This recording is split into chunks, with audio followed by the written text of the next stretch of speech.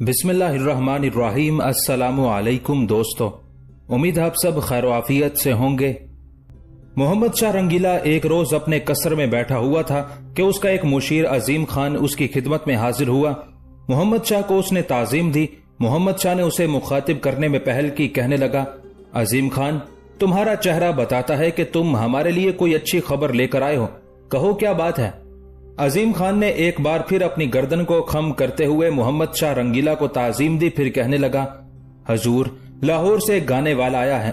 उसका नाम अंदाज खान है। उसका गाना गाने का इस कदर शोहरा है कि उसे महागायक कहा जा सकता है। उसे खुसूसी तौर पर लाहौर के वाली की बीवी बेगम जान ने आपकी तरफ रवाना किया है। बेगम जान ने जो पैगाम भेजा है उसके तहत उस गाने वाले की बड़ी तारीफ की गई है, जिसका नाम मैं आपको अंदाज खान बता चुका हूँ। याद रहे कि लाहौर के हाकिम जिक्रिया खान की बीवी बेगम जान वही थी जिसने लाहौर का एक मोहल्ला बेगमपुरा आबाद किया था। मोहम्मद शाह रंगीला के दौर में उस मोहल्ले में अनगिनत हवेलियां, उम्दा मकानात, बागात, मसाजिद, हमाम, बड़े बड़े बाजार और कब्रिस्तान तक बनाए गए थे। चूंकि उस मोहल्ले में लाहौर के हाकिम के अलावा दीगर उमरा और रऊसा रिहाइश रखते थे, इसलिए उस दौर में बेगमपुरा मुतमव्विल तरीन इलाकों में शुमार किया जाता था। अफसोस, जब लाहौर के हाकिम ने अहमद शाह अब्दाली के कासिद और पीरो मुर्शद साबिर शाह को कत्ल कर दिया तो उसका इंतकाम लेने के लिए अहमद शाह बेगमपुरा पर हमलावर हुआ और वो कत्लेआम किया कि खून के नाले बह निकले। उसके बाद फिर इस मोहल्ले पर मुसीबतें नाजिल हुई। वो इस तरह के जब अहमद शाह अब्दाली हिंदुस्तान पर हमलावर हुआ तो उसके बाद मीर मन्नू, जो निजामुल मुल्क का बेटा था, वो यहाँ का हाकिम बना। मीर मन्नू के दौर में जब सिखों ने शोरिशें बर्पा करनी शुरू की तो मीर मन्नू ने सिखों का ऐसा कत्लेआम किया कि उन्हें अपने सामने जेर और मगलूब करके रख दिया। इस बिना पर सिख भी इस मोहल्ले से नफरत करते थे। चुनाचे रंजीत सिंह के दौर में बची कुची कसर निकालकर इस मोहल्ले को तबाह बर्बाद कर दिया गया। रंजीत सिंह ने बागबानपुरा के ज़रात पेशा लोगों को यहाँ कुएं खोदकर ज़रात करने का हुक्म दिया। उसके बाद रंजीत सिंह ने ये इलाका जागीर के तौर पर संसार चंद को अता कर दिया। उसके बाद ये इलाका लहना सिंह ने खरीद लिया। बहरहाल, सिखों के दौर में बेगमपुरा और उसके अलावा कुछ दूसरे मोहल्ले जो जिंदगी से भरपूर थे, सिखों की शिकस्त और रेख्त की वजह से उजाड़ कर रख दिए गए। बचे कुछ लोगों ने बची कुची हवेलियों और इमारतों में कयाम करके इर्द गिर्द की जमीन को आबाद करके गुजर बसर करनी शुरू की। चुनाचे जब अंग्रेजों का दौर आया तो उनके दौर से लेकर कयाम पाकिस्तान तक कदीम शहर से बाहर सुल्तानपुरा, चाह मीरा, बादामी बाग, शाद बाग, कोट ख्वाजा सईद, बागबानपुरा, मुगलपुरा और दारोगा वाला तक सब बस्तियां सिर्फ देहात थी। इचरा, मोजंग के साथ नवाकोट, हंजरवाल और ठोकर न्याज बेग दूर अफ्तादा गांवों और मवाजियात समझे जाते थे। उनके दरमियान वीराने और जंगल थे। बहरहाल, पाकिस्तान बनने के बाद भी इन इलाकों में कहीं न कहीं कदीम इमारतों के निशानात बाकी रह गए थे। अजीम खान के उस इंकशाफ पर मोहम्मद शाह रंगीला मुस्कुराया और उसे मुखातिब करके कहने लगा, मुझे पहले ही अंदाजा हो गया था कि तुम एक अच्छी खबर लेकर आए हो, लिहाजा ऐसा करो, कल मेहताब बाग में महफिल ऐशो इशरत के इनेकाद का बंदोबस्त करो। सब उमरा, रऊसा और जानने वाले वहां जमा हो जाएं। लाहौर से आने वाले गवैये अंदाज खान को भी वहां पेश करो और उसके साथ अपनी गाने वाली चंद रूप को भी दावत देना। हम चाहेंगे कि कल मैं ही नहीं, सारे उमरा, वुज़रा और सल्तनत के अमायदीन दोनों के गानों से लुत्फ अंदोज हों। मोहम्मद शाह रंगीला की उस गुफ्तगू से अजीम खान खुश हो गया था। अपने आप को झुकाते हुए उसने फिर ताजीम दी और मोहम्मद शाह रंगीला के पास से हटकर वो चला गया था। अगले रोज मोहम्मद शाह के हुक्म पर मेहताब बाग में राग और रंग, ऐशो इशरत की महफिल सजाई गई। रात का समा था। हर कोई कड़वा पानी पीने में मसरूफ था। उस मौके पर अजीम खान मोहम्मद शाह के हुक्म पर लाहौर से आने वाले मुगन्नी अंदाज खान और मोहम्मद शाह के दरबार की मुगन्निया चंद रूप को लेकर आया। पहले अंदाज खान का सबसे तारुफ करवाया गया। उससे मिलकर मोहम्मद शाह बड़ा खुश हुआ। चंद रूप की तरफ देखते हुए कहने लगा, चंद रूप, पहले तुम गाओ, क्या गाती हो? आज कोई नई चीज सुनाना। इसके बाद लाहौर से आने वाले इस मुगन्नी अंदाज खान को सुनेंगे।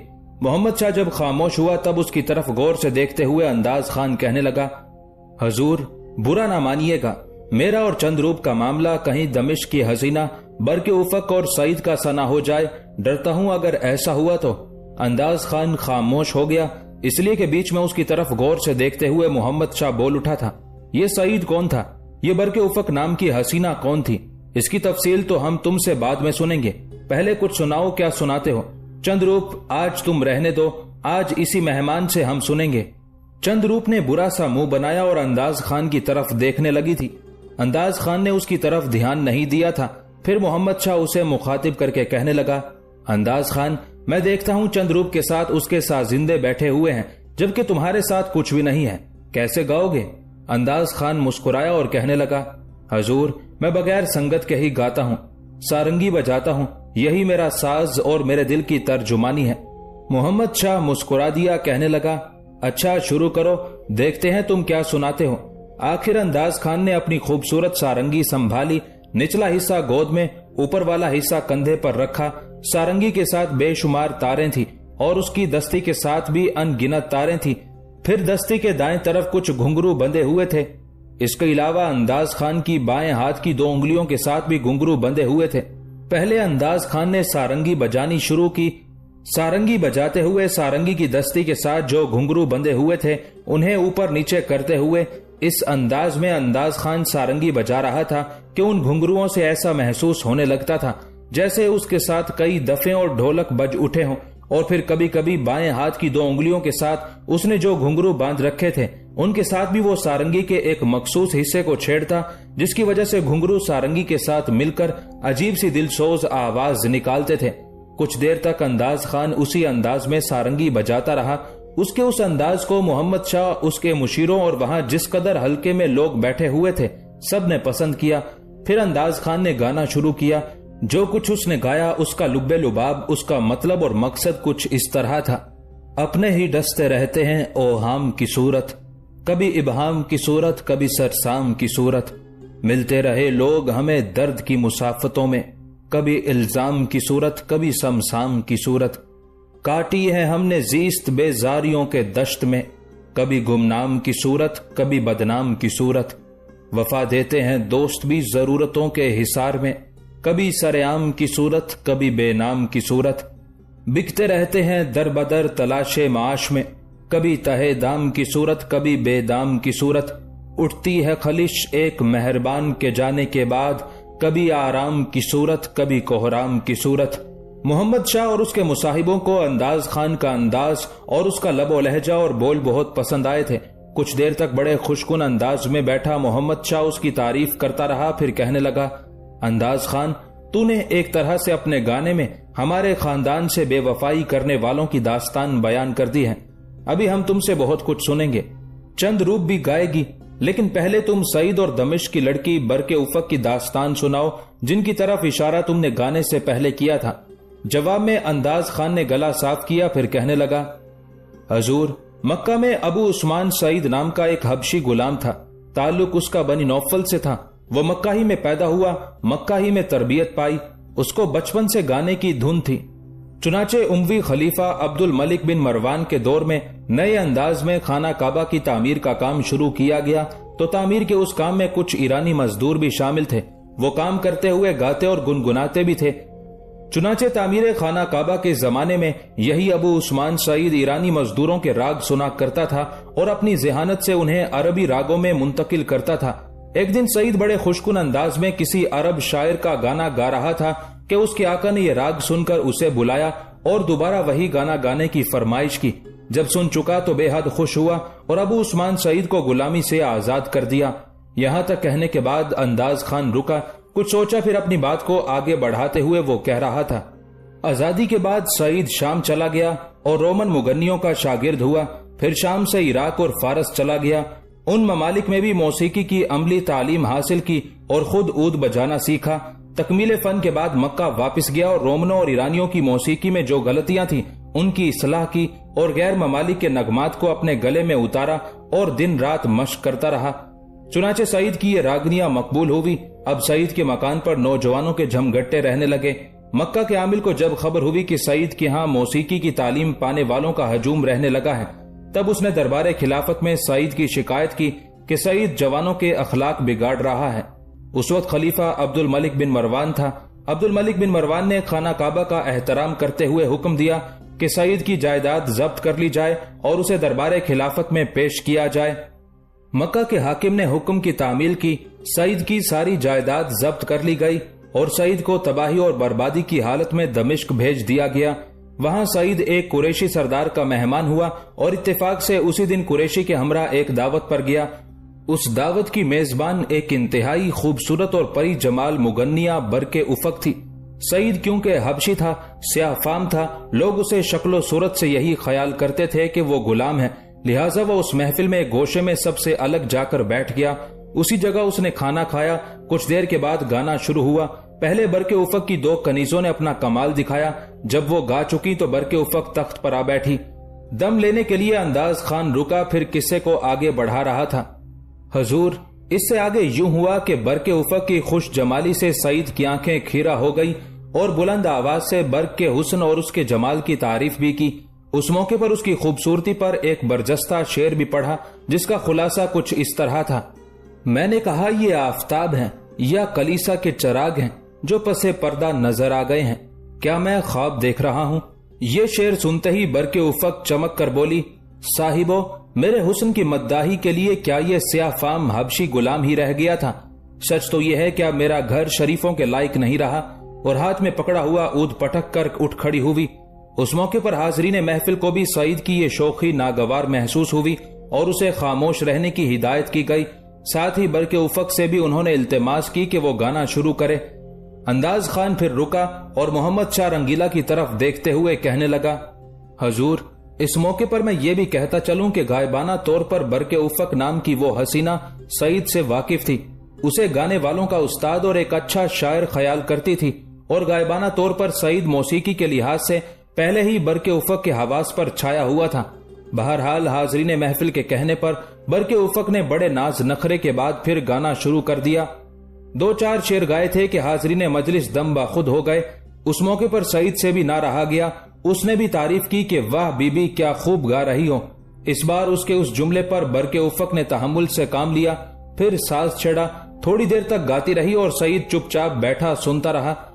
چونکہ برق افق کوئی راگنی غلط گا رہی تھی، لہٰذا سعید زیادہ دیر تک برداشت نہ کر سکا، ایک دم اٹھ کھڑا ہوا اور انتہائی غصے اور غضب ناکی میں سب لوگوں کے سامنے دمشق کی حسینہ برق افق کو مخاطب کر کے کہنے لگا: او حرام زادی، تو غلط گا رہی ہے، اس راگ کو اس طرح نہیں بلکہ یوں گاتے ہیں۔ اس کے بعد سعید خود شہ نشین پر چڑھ گیا اور جو راگنی برق افق گا رہی تھی اسے صحیح طرح سے گا کر سنایا۔ سعید کے گانے کے انداز اور اس کی آواز کو جب برق افق نے سنا تو حیرت کا اظہار کرتے ہوئے کہنے لگی: خدا کی قسم، یہ استاد ابو عثمان سعید کے علاوہ کوئی اور ہو ہی نہیں سکتا۔ جب وہاں کے لوگوں اور محفل میں موجود سارے تماشائیوں کو خبر ہوئی کہ سیاہ رنگ کا وہ شخص جسے شروع میں برق افق نے بری طرح جھڑک دیا تھا وہ تو عرب کی سرزمینوں کا مانا ہوا گانے والا سعید ہے، تو وہاں موجود لوگوں نے اس کی عزت افزائی کی، اسے اپنے برابر بٹھایا اور معذرت کی۔ اس کے بعد لوگوں کے پوچھنے پر سعید نے اپنا حال سنایا۔ اس طرح وہ جلسہ برخاست ہو گیا۔ کچھ دنوں کے بعد قریشی سردار جس کے پاس سعید نے مہمان کے طور پر قیام کیا ہوا تھا، وہ عبد الملک خلیفہ سے ملنے کے لیے گیا اور ابو عثمان سعید بھی اس کے ہمراہ ہو لیا۔ جب وہ قریشی سردار عبد الملک سے ملنے کے لیے اس کے کمرے میں گیا تو سعید قصر شاہی کے باہر ایک کھڑکی کے نیچے بیٹھ گیا اور قریشی سردار سے کہا کہ میں اپنا تعارف امیر المومنین سے خود ہی کرا لوں گا۔ اس کے ان الفاظ کے جواب میں قریشی سردار تو اندر جا کر عبد الملک بن مروان کے پاس جا کر بیٹھ گیا، جبکہ سعید نے قصر سے باہر کھڑکی کے پاس بیٹھ کر اپنی خوش نوائی میں ہدی گانا شروع کی۔ خلیفہ عرب تھا، اس نے جب اپنے دیس کا راگ دمشق میں سنا تو چونک اٹھا۔ ہدی ایک طرح سے عربوں کی کمزوری تھی، لہٰذا قریشی سردار کو مخاطب کرتے ہوئے عبد الملک نے پوچھا: یہ کون ہے جو اس انداز میں ہدی گاتا ہے؟ تب قریشی سردار نے عبد الملک سے سعید کا ذکر کیا۔ سعید کا سن کر عبد الملک نے سعید کو دربار میں بلایا، وہاں اس نے امیر المومنین کے سامنے 2-3 راگ سنائے۔ جب گانا ہو چکا تو عبد الملک نے حال پوچھا۔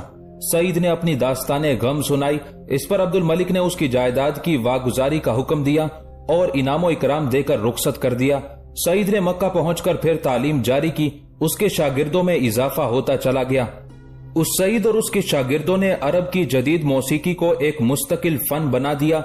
اگرچہ عہد بنو امیہ میں چند مغنی مشہور ہو چکے تھے، لیکن عہد عباسیہ میں ابراہیم موصلی اور اسحاق موصلی وغیرہ نے حقیقتاً فن موسیقی کو پایہ تکمیل تک پہنچا دیا تھا۔ یہاں تک کہنے کے بعد انداز خان رکا، پھر محمد شاہ کی طرف دیکھتے ہوئے کہنے لگا: حضور، یہ ہے سعید اور برق افق کی داستان، अपने साथ साथ इस खूबसूरत चंद रूप को देखते हुए मुझे उनके हालात याद आ गए, तो मैंने सोचा कि कहीं हम दोनों का मामला भी सईद और बरके उफक जैसा ना हो जाए। इसी बिना पर मैंने गाना गाने से पहले उनके मुतालिक जुमला अदा किया था।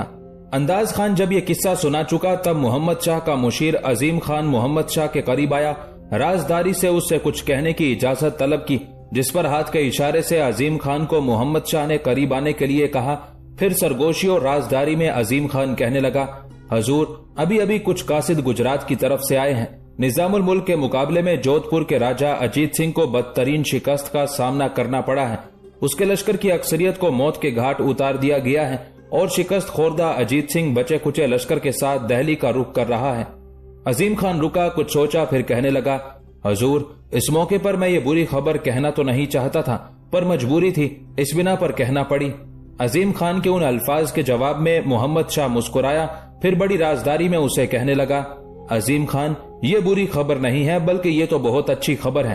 अजीम खान चौंका, कहने लगा, हजूर अजीत सिंह को बदतरीन शिकस्त हुई है और आप कहते हैं ये एक अच्छी खबर है। इस शिकस्त से निजामुल मुल्क के इरादे, उसके वलवले मजीद मुस्तहकम हो जाएंगे, वो अपनी कुव्वत में मजीद इजाफा करेगा।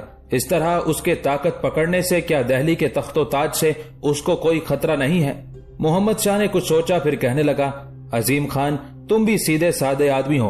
तख्तो ताज को खतरा अजीत सिंह और दिल्ली में बैठे हुए नाकारा किस्म के सालारों और अमीरों से है, निजामुल मुल्क से नहीं। दक्कन में अगर निजामुल मुल्क ताकत और कुव्वत पकड़ता है तो उसके ऐसा करने से मेरी ताकत और कुव्वत में इजाफा होगा। अजीम खान एक बात अपने जहन में बिठा रखना, अमीन खान और उसके बाद उसका भतीजा निजामुल मुल्क ऐसे लोग हैं जो अपने आप से बेवफाई कर सकते हैं, पर मेरे साथ और मेरे खानदान से बेवफाई नहीं करेंगे। इन लोगों के खून में हमारे लिए जान निसारी और वफादारी के सिवा कुछ नहीं है। अजीत सिंह को अगर निजामुल मुल्क के मुकाबले में बदतरीन शिकस्त का सामना करना पड़ा है तो ये मेरी उम्मीदों के खिलाफ नहीं हुआ। मुझे यही उम्मीद थी कि निजामुल मुल्क छोटा लश्कर रखने के बावजूद भी अजीत सिंह जैसे सालार को खंगाल कर रख देगा। अजीम खान दक्कन के इलाके में अगर निजामुल मुल्क ताकत और कुव्वत पकड़ता है तो उसकी ये ताकत और कुव्वत हमारे हक में है, इसलिए कि दक्कन में अगर मरहटों की बढ़ती हुई ताकत और कुव्वत और उनकी तबाही और बर्बादी के सैलाब को कोई रोक सकता है तो वो निजामुल मुल्क और उसके बेटे हैं। इसके अलावा कोई मरहटों की राह नहीं रोक सकता। मोहम्मद शाह रुका, कुछ सोचा, फिर अजीम खान की तरफ देखते हुए वो दोबारा कह रहा था, अजीम खान गाने की ये महफिल रात गए तक जारी रहेगी। कल जब मैं बेदार हूँ तो सबसे पहले एक काम करना चाहता हूँ, तुम मुझे उसकी याद दहानी करवाओगे। कल 2 कासिद तैयार किए जाएंगे, उनके हाथ में एक तहरीर निजामुल मुल्क की तरफ रवाना करना चाहता हूँ। उस तहरीर में मैं निजामुल मुल्क से कहूंगा कि वो अपने बेटे गाजिउल मुल्क को सूबा गुजरात का हाकिम मुकर्रर कर दे और उसके जिम्मे ये काम लगा दे कि वहां कयाम के दौरान अपनी अस्करी कुव्वत में इजाफा करे और जब कभी भी मरहट्टे सर उठाने की कोशिश करें उन पर चढ़ दौड़े, और अगर मरहट्टे गाजिउल मुल्क के खिलाफ ज्यादा ताकत और कुव्वत पकड़ जाएं तो फिर निजामुल मुल्क खुद भी और उसका शेरदिल बेटा मीर मन्नू दोनों गाजिउल मुल्क की मदद करते हुए मरहट्टों पर छाने की कोशिश करें। बहरहाल मौसीकी की वो महफिल रात गए तक जारी रही। अगले रोज अजीम खान के कहने पर मोहम्मद शाह ने निजामुल मुल्क के बेटे गाजिउल मुल्क को सूबा गुजरात का वाली मुकर्रर कर दिया था और मरहट्टों से निमटने के लिए उसे हिदायत भी कर दी थी। ये भी याद रहे कि यह अजीमुल्लाह खान जो मोहम्मद शाह रंगीला के मुशीर की हैसियत से काम कर रहा था, ये कभी मालवा का हाकिम भी रहा था, लेकिन बुनियादी तौर पर साजिशी शख्स था और अपनी साजिशों में नाकामी के बाद ये दिल्ली से भागकर लाहौर के हाकिम जिक्रिया खान के पास जाकर कयाम पजीर हो गया था। मगर जिक्रिया खान ने इसे गिरफ्तार करके मोहम्मद शाह के हवाले कर दिया। इसे दिल्ली पहुंचा दिया गया, जहां वो जिंदान में डाल दिया गया और वहीं दम तोड़ गया। हैदराबाद में गोहरारा और माहौल मुल्क दोनों इकट्ठी बैठी किसी मौजू पर गुफ्तगू कर रही थी। जिस कमरे में वो बैठी हुई थी वो गोहरारा की ख्वाबगाह थी। अचानक दोनों चौंक पड़ी। कमरों के सामने जो बरामदा नुमा लंबी राहदारी बनी हुई थी, वहां उन्हें करा खातून की आवाज सुनाई दी थी। वो जोर जोर से बारी बारी गोहरारा और माहौल मुल्क को पुकार रही थी। उस पुकार पर गोहरारा और माहौल मुल्क दोनों चौंक पड़ी। दोनों उठी। जब वो कमरे से बाहर आई तो उन्होंने देखा राहदारी में आगे आगे करा खातून थी, पीछे तकदीस खानम, इबादुद्दीन और शरफुद्दीन भी आ रहे थे। उन्हें इस तरह आते देखकर गोहरारा और माहौल मुल्क परेशान सी हो गई थी।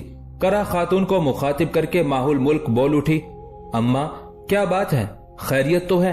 आप इस तरह भागी भागी आ रही हैं? आपके पीछे अम्मी भी हैं, साथ ही भाई इबादुद्दीन है, मेरे शोहर शरफुद्दीन है, पर आपका चेहरा बताता है कि जो कुछ आप बताना चाह रही हैं उसमें खुशी पिन्हा है, इसलिए कि मैं देखती हूँ आपके चेहरे पर इत्मीनान और खुशी के तासुरात हैं। माहुल मुल्क जब खामोश हुई तब बड़े शौक और जुस्तजू से करा खातून की तरफ देखते हुए गोहर आरा कहने लगी, छोटी अम्मा, अगर कोई अच्छी खबर है तो जल्दी कहिए, इसलिए कि इस खानदान के लिए। गोहर आरा को रुक जाना पड़ा। इस दौरान उसका शोहर इबादुद्दीन उसके करीब आन खड़ा हुआ। गोहर आरा गौर से उसकी तरफ देखने लगी थी, यहाँ तक कि इबादुद्दीन गोहर आरा को मुखातिब करके कहने लगा, गोहर आरा, यकीनन हम अच्छी खबर लेकर आए हैं। ये खबर आम तौर पर तो पूरे खानदान के अफराद के लिए अच्छी है, लेकिन तुम्हारे लिए ये ज्यादा अहमियत रखती है। खबर यह है कि। यहाँ तक कहते कहते इबादुद्दीन रुक गया, फिर अपनी खाला करा खातून की तरफ देखते हुए कहने लगा, छोटी अम्मा, मैं ये खबर कह दूं या आप कहेंगी? उस मौके पर रूहानसी सी आवाज में गोहर आरा अपने शोहर इबादुद्दीन की तरफ देखते हुए कहने लगी, ये क्या बात हुई? आप जो कुछ कहना चाहते हैं फिलफोर कह दें। इस तरह रुक कर तो आप मेरा और माहौल मुल्क का इम्तिहान लेना चाह रहे हैं, ताकि हम दोनों ज्यादा बेताबी का इजहार करें। उस मौके पर माहौल मुल्क भी बोल उठी और अपने करीब ही खड़े अपने शोहर शरफुद्दीन को मुखातिब करके कहने लगी, अगर भाई इबादुद्दीन नहीं बोलते तो आप ही बता दें, हमारे लिए कौन सी खुशी की खबर आई है? शरफुद्दीन माहौल मुल्क की तरफ देखते हुए मुस्कुराया, फिर अपनी माँ को मुखातिब करके कहने लगा, माँ, इन दोनों का ज्यादा देर तक इम्तिहान ना लें, जो अच्छी खबर लेकर हम आए हैं इसे कह दें। उस मौके पर करा खातून मुस्कुराते हुए कहने लगी, मेरी बच्चियों, अच्छी खबर यह है कि शहाबुद्दीन पार्वती को जोधपुर से निकालने में कामयाब हो चुका है और वो दोनों लश्कर में शामिल हो चुके हैं और लश्कर 2 दिन तक यहाँ पहुंच जाएगा। यह खबर सुनकर गोहर आरा और माहौल मुल्क की खुशी की कोई इंतहा ना थी। दोनों कुछ देर तक मुस्कुराते हुए अपनी मुसर्रत का इजहार करती रहीं, फिर एक दूसरे की तरफ देखा। बेपनाह खुशी का इजहार करते हुए दोनों एक दूसरे से बगलगीर हो गई थी। फिर अलहदा हुई। माहौल मुल्क ने करा खातून को मुखातिब किया, अम्मा, ये खबर आप तक कैसे पहुंची? बेटी, थोड़ी देर पहले निजामुल मुल्क की तरफ से 2 कासिद आए थे। उस वक्त मैं और तुम्हारी अम्मी इबादुद्दीन, शरफुद्दीन, तुम्हारी दादी मेहरुनिसा, बड़े अब्बा फैरोज मिर्जा दीवान खाने में बैठे थे। वो वहीं आए और उन्होंने निजामुल मुल्क का पैगाम दिया कि शहाबुद्दीन पार्वती को जोधपुर से निकालकर लश्कर में शामिल हो चुका है और अजीत सिंह के साथ होने वाली जंग में भी उसने भरपूर हिस्सा लिया है। निजामुल मुल्क ने यह भी पैगाम भिजवाया है कि 2 दिन बाद लश्कर यहाँ पहुंचेगा और जिस दिन लश्कर यहाँ पहुंचेगा उसी दिन निजामुल मुल्क शहाबुद्दीन और पार्वती की शादी का एहतमाम करना चाहता है। इस बिना पर उसने पहले पैगाम भेज दिया है कि उसकी आमद से पहले पहले शादी की सारी तैयारियां मुकम्मल कर ली जाएं। उसने ये भी पैगाम भेजा है कि शहाबुद्दीन की शादी के लिए करा खातून को रुक जाना पड़ा था, इसलिए कि माहौल मुल्क बोल उठी, अम्मा, आप क्या कहना चाहती हैं मैं समझ गई हूँ, आप फिक्र ही ना करें। शहाबुद्दीन की शादी की ऐसी तैयारी की जाएगी कि सब लोग दंग रह जाएंगे। अभी 2 दिन बाकी हैं, हम आज का दिन भी लगाती हैं, अगले 2 दिन भी लगाती हैं, फिर देखें हवेली को कैसे हम संवारती और सजाती हैं और कैसे तैयारियों को अपने अरूज पर पहुंचाती हैं। माहौल मुल्क जब खामोश हुई तो इस बार उसकी अपनी माँ तकदीस खानम गोहर आरा और माहौल मुल्क की तरफ देखते हुए कहने लगी, मेरी दोनों बच्चियों, पहले ये बताओ कि तुम दोनों शहाबुद्दीन और पार्वती के लिए कौन सा कमरा उनकी ख्वाबगाह के तौर पर मुख्तस करना चाहती हो? इस पर गोहर आरा और माहौल मुल्क ने सलाह मशवरा किया। फिर गोहर आरा कहने लगी, अम्मा, मेरी और माहौल मुल्क की ख्वाबगाह के दरमियान जो कमरा है ये तोशक खाने के तौर पर इस्तेमाल हो रहा है। वो कमरा मेरे और माहौल मुल्क के कमरों से खासा बड़ा भी है। अगर आप लोग इजाजत दे तो तोशक खाना हवेली के किसी पुश्ती कमरे में मुंतकिल कर देते हैं। वहाँ कई कमरे खाली हैं और इस कमरे को शहाबुद्दीन और पार्वती की ख्वाबगाह के तौर पर मुख्तस कर देते हैं और इसे आज ही सजाना और संवारना शुरू कर देते हैं और आज ही इसकी तज़ीन का काम शुरू करते हैं। तकदीस खानम, करा खातून दोनों ने उस तजवीज से इत्तेफाक किया था। फिर गोहर आरा ने अपने शोहर इबादुद्दीन की तरफ देखा और उसे मुखातिब करके कहने लगी, आप और भाई शरफुद्दीन जाएंगे नहीं, हमारे साथ काम करेंगे। पहले तोशक खाने का सारा सामान हवेली के किसी पुश्ती कमरे में मुंतकिल करते हैं। उसके बाद इस कमरे की सफाई सुथराई करने के बाद मैं और माहौल मुल्क दोनों दिन का ये हिस्सा और आने वाली शब को इस कमरे की आराइश और सजावट पर लगाएंगे। जो सामान हम कहेंगे वो बाजार से लाकर देते रहेंगे। शहाबुद्दीन और पार्वती शादी के बाद जब अपनी इस ख्वाबगाह को देखेंगे तो दोनों दंग और खुश होकर रह जाएंगे। करा खातून, तकदीस खानम और गोहर आरा की उस तजवीज से इत्तेफाक किया गया था। फिर गोहर आरा के कहने पर तकदीस खानम और करा खातून तो अपने अपने कमरों में आराम करने के लिए चली गई थी जबकि गोहर आरा, माहुल मुल्क, शरफुद्दीन और इबादुद्दीन अपने काम में लग गए थे। शहाबुद्दीन की ख्वाबगाह के अलावा 2 दिन में पूरी हवेली को सजाकर दुल्हन बना दिया गया था और जिस रोज निजामुल मुल्क अपने लश्कर के साथ हैदराबाद में दाखिल हुआ, उसी रोज शहाबुद्दीन और पार्वती की शादी का एहतमाम कर दिया गया था। हिंदुस्तान में मोहम्मद शाह रंगीला ऐशो इशरत और बेखबरी की हालत में हुकूमत कर रहा था, जिंदगी बसर कर रहा था, जबकि ईरान में उसके खिलाफ एक खूनी इंकलाब जन्म ले रहा था। हुआ यूं कि जब ईरान के नए हुक्मरान नादिर शाह ने कंधार फतह किया तो बहुत से उसके मुखालिफ भागकर हिंदुस्तान चले गए। नादिर शाह को खदशा था कि वो लोग वहां रहकर उसके लिए फितना खड़ा कर सकते हैं, इसलिए वो चाहता था कि उन लोगों को अपनी गिरफ्त में कर ले। इसके अलावा उसके कुछ दुश्मन भागकर काबुल और गजनी की तरफ चले गए थे। नादिर शाह के लिए मुसीबत ये थी कि काबुल और गजनी उस वक्त हिंदुस्तान की मुगल हुकूमत के तहत थे। उन हालात में नादिर शाह ने मोहम्मद शाह को पैगाम भेजा कि कंधार के उन अफगानों को जो भागकर उसके इलाकों में पनाह ले रहे हैं, उन्हें अपने इलाकों में दाखिल न होने दे, इसलिए कि नादिर शाह उन्हें सजा देना चाहता है। नादिर शाह ने मोहम्मद शाह की तरफ ये पैगाम भी भिजवाया कि मोहम्मद शाह को चाहिए कि काबुल के अपने हाकिम को हिदायत जारी करे कि वो फिलहाल अपनी सरहदें बंद कर दे ताकि नादिर शाह के मुखालफीन मुगलों की सल्तनत में दाखिल होकर पनाह न लें और उसके खिलाफ कार्रवाइयां करने की कोशिश न करें। मोहम्मद शाह ने वादा तो कर लिया मगर अमलन कुछ न किया। इस पर नादिर शाह ने महसूस किया कि कंधार के मुहासरे के बावजूद भी बहुत से बागी काबुल में पहुंचकर पनाह ले रहे हैं। नादिर शाह ने एक और सफीर भेजा मगर मोहम्मद शाह ने उसे मुलाकात का मौका न दिया और न ही वापस जाने की इजाजत दी। अब कंधार पर तो नादिर शाह का कब्जा हो गया था। उसका सफीर जो उसने हिंदुस्तान भेजा था वो वापस न आया था। उन हालात को सामने रखते हुए नादिर शाह अपना लश्कर लेकर काबुल जा पहुंचा। काबुल उस वक्त मुगलिया सल्तनत में शामिल था। काबुल के नवाह में कयाम करने के बाद नादिर शाह ने एक बार फिर अपना एक एलची मोहम्मद शाह की तरफ भिजवाया और मोहम्मद शाह को पैगाम रवाना किया, मगर उसके एलची को रास्ते ही में कत्ल कर दिया गया और वो एलची मोहम्मद शाह तक पहुंच ही ना सका। बाज मौर्रिखों के मुताबिक जो एलची काबुल के नवाह से नादिर शाह ने मोहम्मद शाह की तरफ भिजवाया था, उसे कुछ बागियों ने मौत के घाट उतार दिया था और इस तरह मोहम्मद शाह तक नादिर शाह का पैगाम पहुंच ही ना सका था।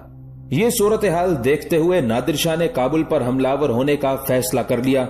जबरूद के मकाम पर काबुल के वाली और नादिर शाह के दरमियान टकराव हुआ और उस टकराव के नतीजे में नादिर शाह ने काबुल के हाकिम को शिकस्त दी और फिर आगे बढ़ते हुए नादिर शाह ने पेशावर पर भी कब्जा कर लिया। अब नादिर शाह की राह रोकने के लिए कोई कुव्वत न थी।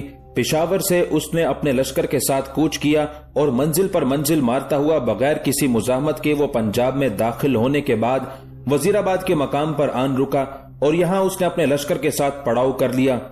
वजीराबाद से कूच करने के बाद नादिर शाह ने आखिर लाहौर का रुख किया। लाहौर के हाकिम ने जो लश्कर उसके पास था उसके साथ मुजाहमत की, मगर उसे भी शिकस्त हुई। इस तरह पसपा होने के बाद लाहौर के मुगल हाकिम ने नादिर शाह को सुलह की पेशकश कर दी। नादिर शाह ने उस पेशकश को कबूल कर लिया।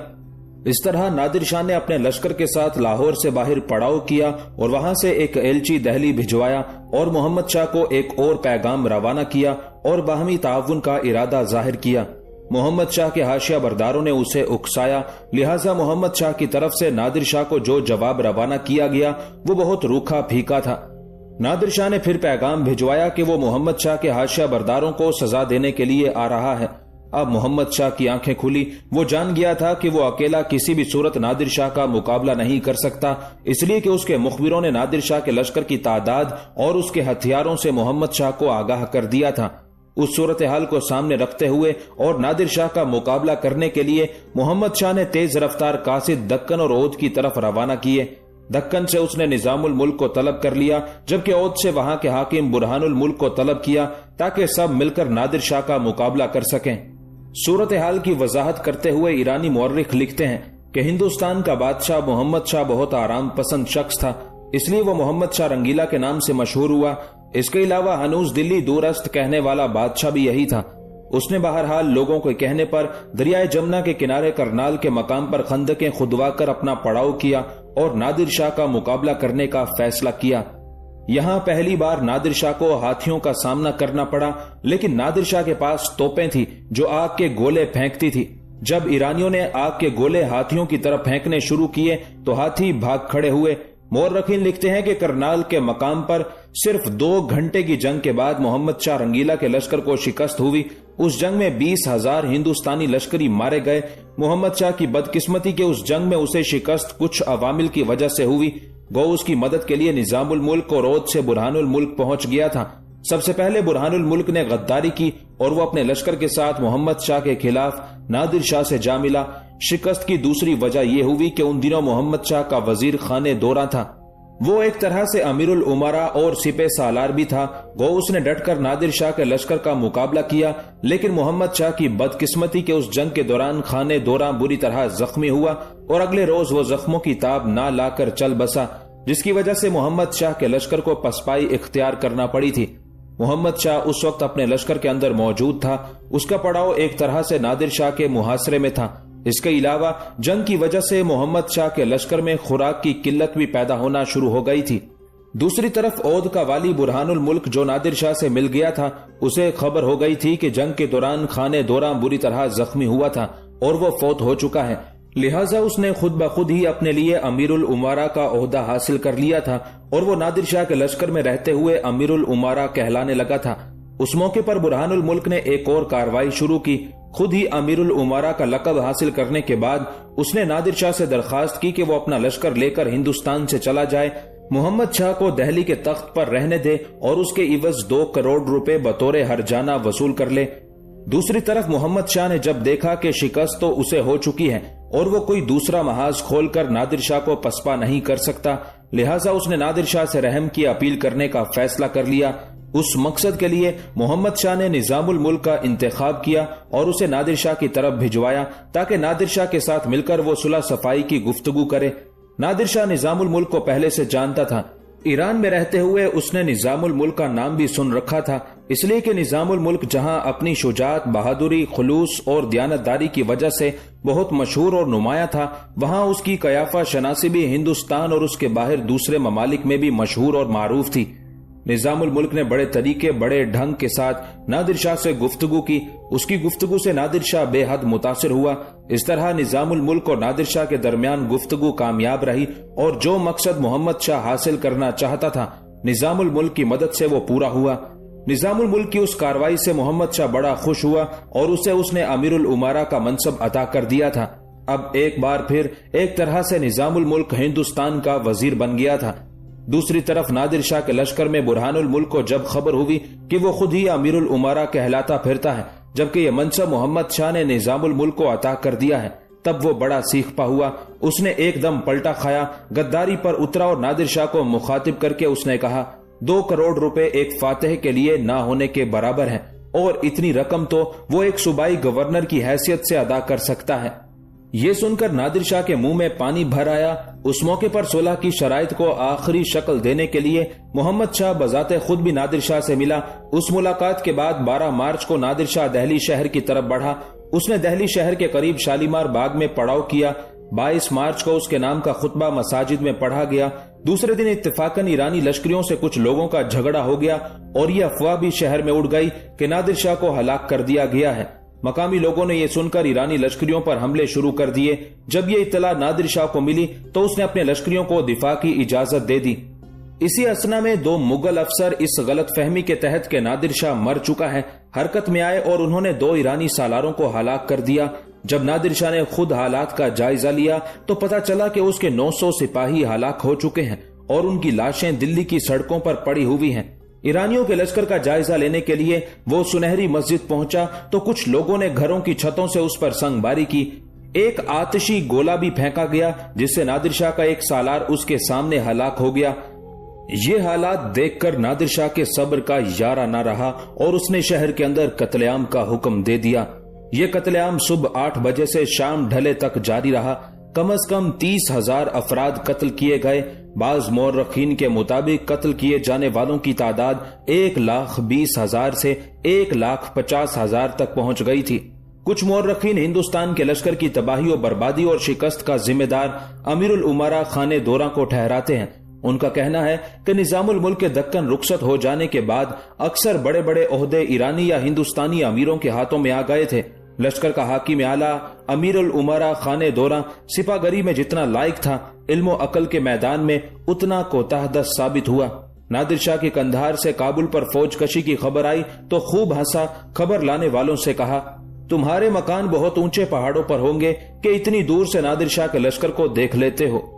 बाज दरबारी ये भी कहते थे कि सब कुछ लाहौर के हुक्मरान जिक्रिया खान की कारिस्तानी है कि झूठी खबरें उड़ाता रहता है और नादिर शाह की तरफ से मसनूई कासिद भिजवाता रहता है। और फिर मोहम्मद शाह और उसके मुशीरों की बदबख्ती, जब काबुल से पे दर पे लोग फरार होकर दहली पहुंचे और यकीन हुआ कि ये सूबा सल्तनत दहली के हाथ से छिन गया है, तो नादिर शाह के मुरासलों का जवाब देना याद आया। नादान वजीरों में देर तक इस पर अकल आजमाई होती रही कि जवाब दें तो उस गासिब लुटेरे ईरानी बादशाह नादिर शाह को अलकाब क्या लिखें। वो शहनशाह हिंदुस्तान के मुसावियाना वकार के लायक कहाँ है। आखिर मोहम्मद शाह रंगीला को होश आया, ताकीद के हरकारे दौड़ाते हुए इसरार के परवाने उड़ाए, निजामुल मुल्क को दहली से बुलाया और इंतजाम जंग की जमाम उसके हवाले की। यहाँ हैरत की बात यह है कि नादिर शाह बगैर किसी मुजाहमत के अटक, जहलम, चनाब तीनों दरिया अबूर करके लाहौर पहुंच गया और शहर को आ घेरा और किसी ने कोई मुजाहमत ना की। और फिर नादिर शाह जिस वक्त लाहौर का मुहासरा कर रहा था, उस वक्त भी मोहम्मद शाह रंगीला के सर पर जूं तक ना रिंगी। उस मौके पर अगर वो अपना लश्कर लाहौर के हाकिम जिक्रिया खान की मदद के लिए भेज देता तो शायद जो फतह नादिर शाह को करनाल की जंग में हुई वो ना होती और दहली में कत्लेआम भी ना होता। कुछ मौर्रखीन दहली में नादिर शाह के हाथों कत्लेआम की वजह ये भी बताते हैं कि किसी भंगड़ ने किसी चंडू खाने में बैठकर ये गप हाँक दी, वाह रे मोहम्मद शाह पिया, नादिर शाह को खूब कत्ल किया। मौर्रखीन ये भी लिखते हैं कि उस कत्लेआम से पहले सुलह का मामला तय हो चुका था। दहली के किले और शाही कारखानों पर नादिर शाह ने अपने लश्करियों का पहरा लगा दिया था। उस सारे काम में बुरहानुल मुल्क नादिर शाह और उसके सालारों की मदद कर रहा था। इस तरह नादिर शाह किले में दाखिल हुआ। तमाम जरो जवाहिरात, नादिर और बेबहा सामान, जिसमें शाहजहां का तख्ते ताउस भी था, समेट लिया। मौर्रखीन लिखते हैं कि यह वाकयात कुछ ऐसे छुपे ढके और इतनी जल्द गुजरे कि उन दिनों जबकि अखबार छपने और इतलात के फौरन शाया होने के वसाइल न थे, अहले मुल्क एक तरफ, पाया तख्त दहली के आम बाशिंदे भी ये ना समझे कि सल्तनत पर क्या सानहे बीत गया। मगर दूसरे दिन ईद उल अज़हा की दुआ में खतीब ने मोहम्मद शाह के साथ नादिर शाह को भी हिंदुस्तान का फरमा रवा बताया तो शहर में कोहराम मच गया, जिसकी वजह से लोग बरहम हो गए, ईरानियों पर हमलावर होना शुरू हो गए और नादिर शाह को कत्लेआम और गारतगरी का हीला मिल गया।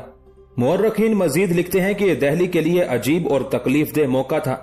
चांदनी चौक और सुनहरी मस्जिद को खून रेजी का मरकज बनाकर बंदगाने खुदा पर वो कयामत तोड़ी गई जिसमें जवान, बुजुर्ग, तंदुरुस्त, बीमार, मासूम, बच्चे और जनानाने पर्दा नशीन किसी से रियायत ना की गई। किले के सामने ही बड़े बड़े चौक, बाजार और बेशबहा सामान और नादिर मसनूआत की मंडियां थी। शुमाल में उमराए किबार की हवेलियां ऐशो तजम्मुल के असबाब से दुल्हनों की तरह आरास्ता खड़ी थी। ईरानी लश्करियों ने शहर के उन्हीं हिस्सों को जी भर कर लूटा और जगह जगह आग लगा दी।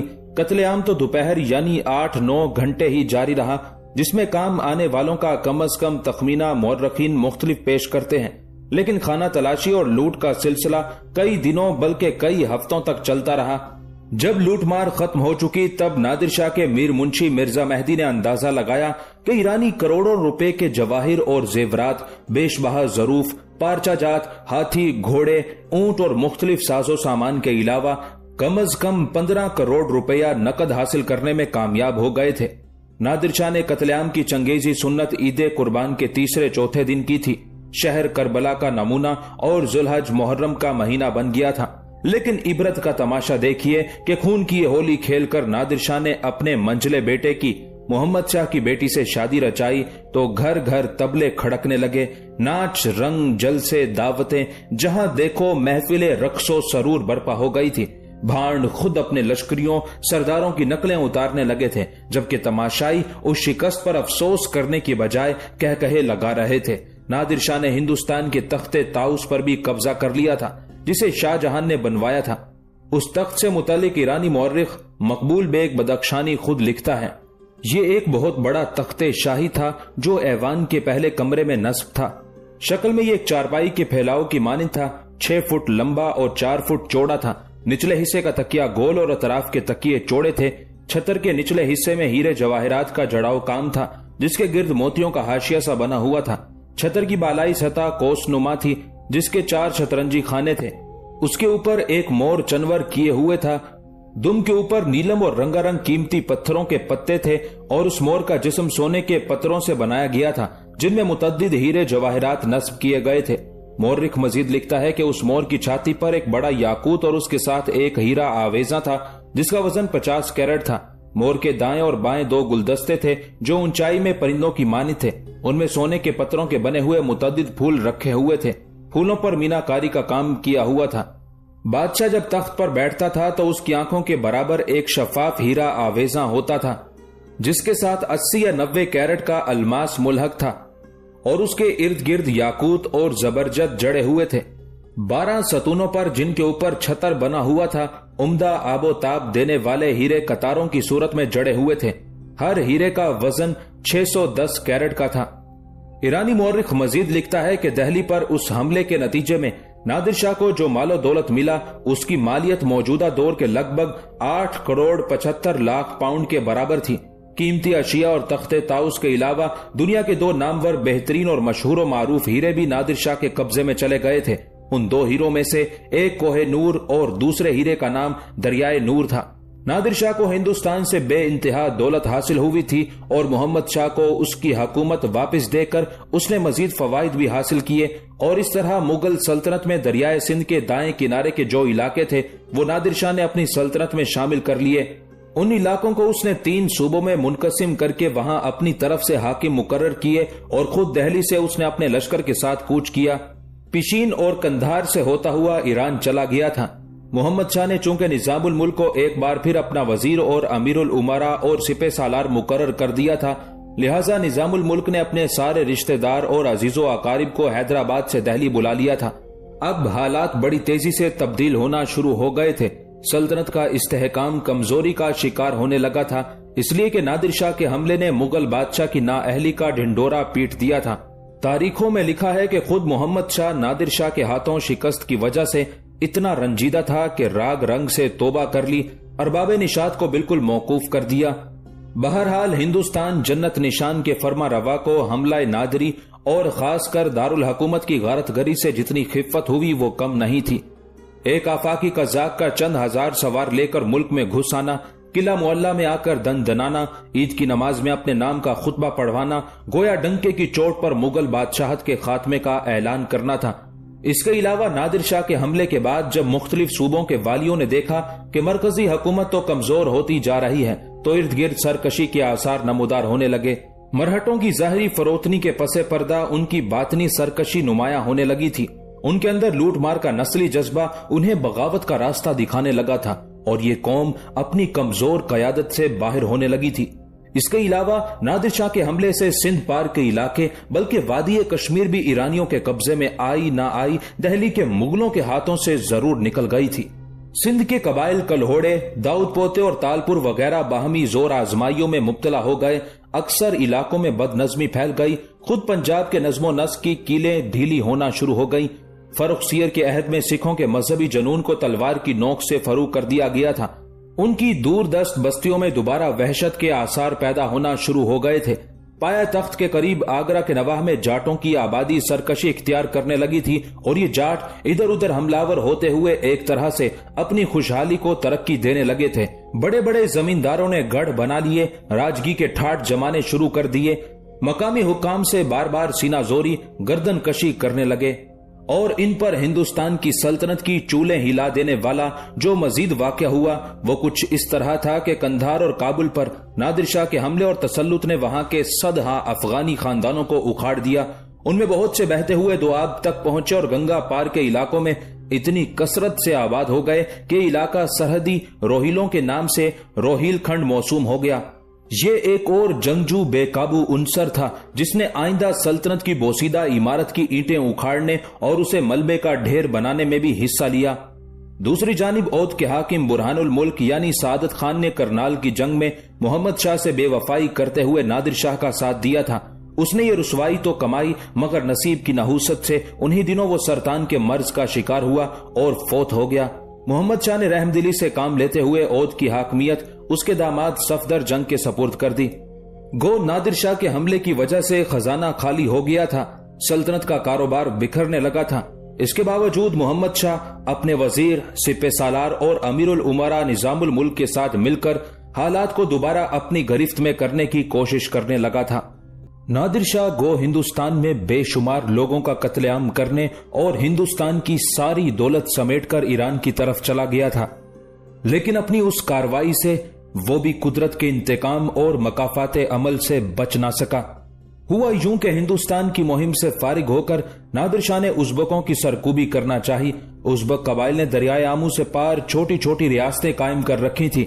سب حکمران آپس میں قرابت دار تھے۔ بخارا اور خوارزم ان کے بڑے بڑے مراکز تھے۔ ازبک ان علاقوں سے اٹھ اٹھ کر خراسان میں لوٹ مار کیا کرتے تھے۔ ازبکوں کے خلاف لشکر کشی کا آغاز بلخ سے ہوا۔ یہاں سے نادر شاہ نے بخارا کا رخ کیا۔ یہاں کا حکمران ابو فیض خان تھا۔ اس نے مقابلے کی تاب نہ پا کر اطاعت اختیار کی اور خود چل کر نادر شاہ کے پڑاؤ میں آیا۔ نادر شاہ نے اس کا پرتپا خیر مقدم کیا اور بخارا کی حکومت اس کو سونپ دی۔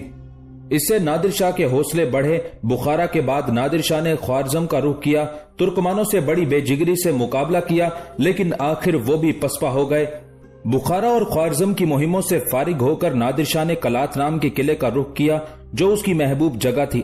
یہاں اس نے ایک شاہی محل تعمیر کروایا اور اپنا خزانہ اس کے اندر محفوظ کر دیا۔ ہندوستان سے لوٹی ہوئی ساری دولت اس نے یہاں رکھی تھی۔ پھر وہ مشہد گیا اور وہاں اپنی فتوحات کی یاد منانے کے لیے جشن عظیم برپا کیا۔ اہل شہر نے والہانہ طور پر خوشیاں منائی۔ یہ زمانہ نادر شاہ کے عروج کا تھا۔ اس نے صرف 5 سال کے مختصر عرصے میں زندگی کی بڑی بڑی مہمیں سر کر لی تھی۔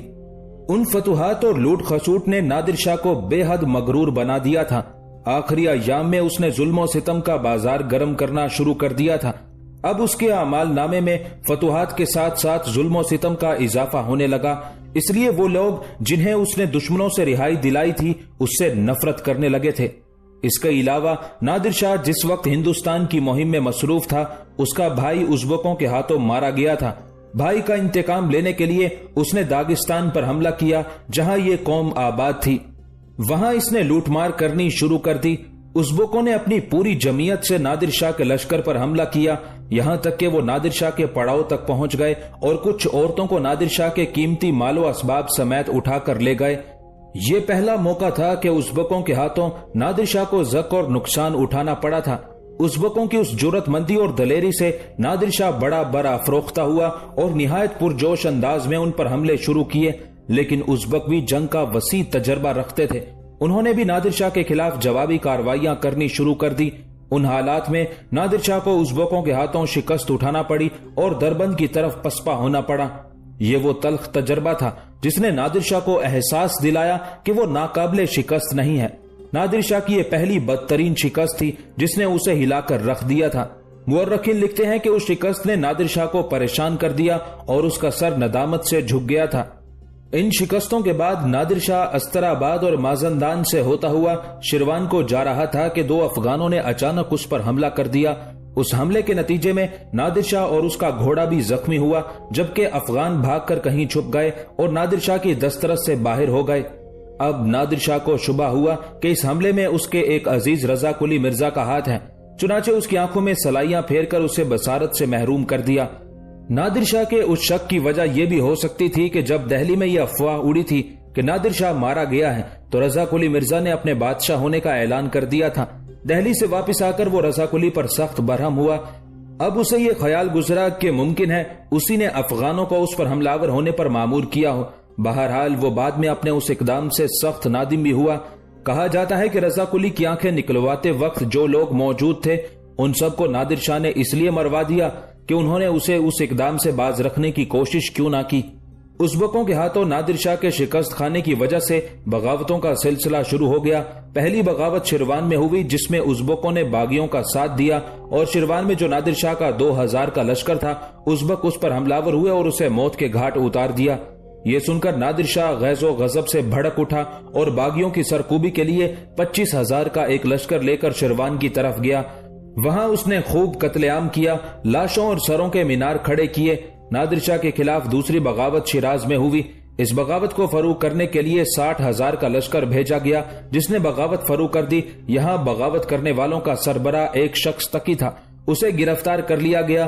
نادر شاہ نے اس کی ایک آنکھ نکلوا دی اور اس کے تمام لواحقین کو قتل کرا دیا۔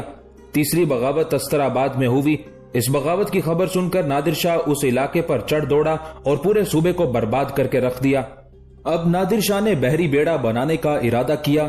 اتفاق سے ایک انگریز جس کا نام جان ایلٹن تھا، وہ انہی دنوں تجارتی روابط پیدا کرنے کے لیے ایران آیا۔ وہیں مستقل قیام اختیار کر کے اس نے نادر شاہ کی ملازمت اختیار کر لی۔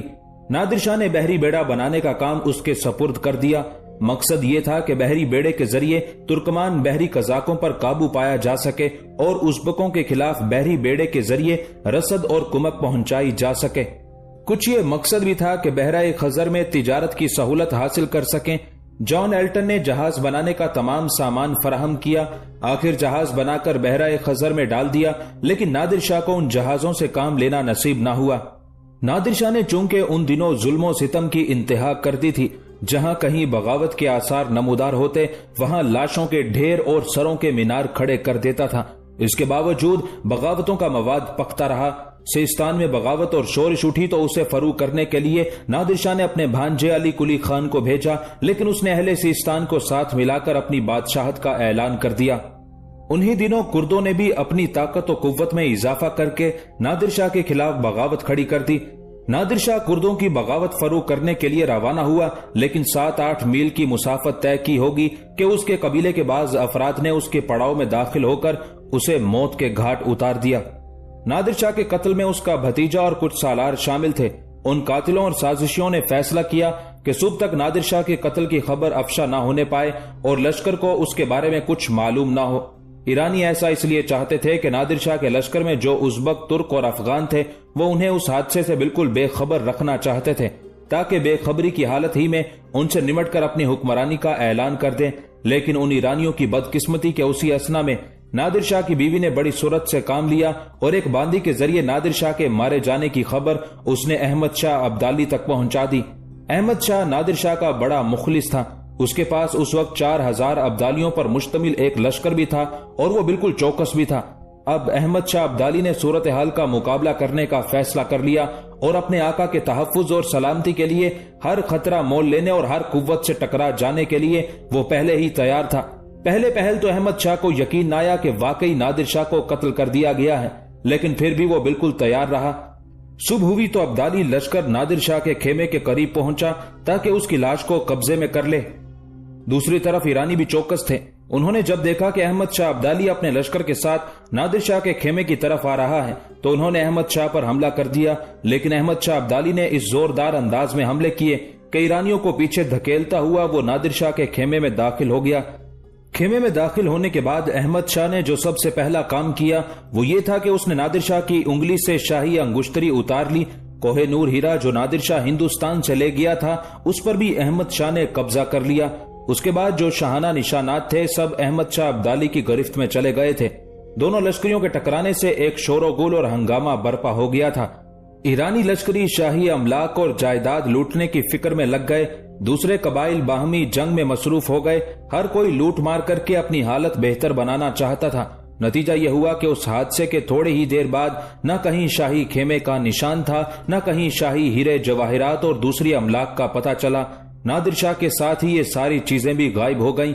نادر شاہ کا کٹا ہوا سر محمد قلی خان نے فوراً ہی اس کے بھتیجے علی قلی خان کے پاس بھیج دیا اور مقتول کی خواہش کے مطابق اسے مشہد میں دفن کر دیا گیا۔ نادر شاہ کے مرنے کے بعد احمد شاہ بڑی تیزی سے حرکت میں آیا۔ کابل و قندھار اور دیگر علاقوں پر وہ قبضہ کرتا چلا گیا تھا۔ اس طرح اس نے افغانستان میں افغانوں کی ایک آزاد مملکت قائم کر لی تھی اور خود وہ اس مملکت کا پہلا حکمران ہوا تھا۔ محمد شاہ رنگیلا اپنے قصر میں بیٹھا ہوا تھا کہ اس کا چوبدار اندر آیا اور اسے تعظیم دی، پھر کہنے لگا، مالک، لاہور سے ایک قاصد آیا ہے اور آپ کی خدمت میں حاضر ہونا چاہتا ہے۔ محمد شاہ نے اس موقع پر اپنی نشست میں پہلو بدلا اور اپنے چوبدار کو مخاطب کرتے ہوئے کہنے لگا، اسے اندر لاؤ۔ تھوڑی ہی دیر بعد چوبدار لاہور سے آنے والے قاصد کو جب اندر لے کر آیا تو قاصد نے محمد شاہ کو تعظیم دی، پھر قصر کے اس کمرے میں محمد شاہ کی آواز گونجی تھی، تم لاہور سے ہمارے لیے کیا پیغام لے کر آئے ہو؟ کیا لاہور کے حاکم ذکریہ خان نے تمہیں کوئی اچھی خبر دے کر ہماری طرف روانہ کیا ہے؟ آنے والا قاصد سنجیدہ اور اداس تھا۔ محمد شاہ کے خاموش ہونے پر قصر میں اس کی آواز گونجی تھی، مالک، لاہور میں آپ کا حاکم ذکریہ خان وفات پا چکا ہے اور میں آپ سے یہی خبر کہنے کے لیے آیا ہوں۔ یہ خبر سن کر دکھ اور افسوس کے باعث محمد شاہ کی گردن جھک گئی تھی، اس لیے کہ ذکریہ خان بڑا بہادر اور جفاکش انسان تھا اور وہ مغل سلطنت کے لیے مختلف حملوں کو روکتا بھی رہا تھا۔ اس نے نادر شاہ کے حملے کو بھی روکنے کی کوشش کی تھی۔ یہ ایک علیحدہ بات ہے کہ دہلی سے اسے کوئی مدد نہ ملی تھی اور وہ نادر شاہ کی صورت میں تباہی کے ریلے کو روک نہ سکا۔ محمد شاہ کچھ دیر اسی طرح گردن جھکائے بیٹھا رہا، پھر دکھ بھرے انداز میں چوبدار کو مخاطب کر کے کہنے لگا، قاصد کو اپنے ساتھ لے جاؤ، اس کے قیام اور طعام کا عمدہ بندوبست کرو، ساتھ ہی نظام الملک کو بلا کر میرے پاس لاؤ۔ چوبدار اس قاصد کو لے کر قصر کے اس کمرے سے نکل گیا تھا۔ ان دونوں کے جانے کے بعد محمد شاہ کی گردن پھر جھک گئی تھی، افسردہ سے انداز میں گہری سوچوں میں کھو گیا تھا۔ لاہور کا حاکم ذکریہ خان اس کے وزیر نظام الملک کا قریبی رشتہ دار تھا۔ ذکریہ خان کی بیوی نظام الملک کی بہن تھی، جبکہ ذکریہ خان کے بڑے بیٹے یحییٰ کی بیوی نظام الملک کی بیٹی تھی۔ لاہور کے حاکموں میں ذکریہ خان بڑی اہمیت رکھتا تھا۔ وہ ایک بہترین منتظم اور سپہ سالار تھا۔ نظام الملک کی بہن کے علاوہ اس کی ایک اور بیوی بھی تھی۔ اس کی دوسری بیوی کا نام کلو بائی تھا۔ یہ کلو بائی اپنے عہد کی ایک انتہائی خوبصورت و پرجمال اور پرکشش اور مشہور و معروف طوائف تھی۔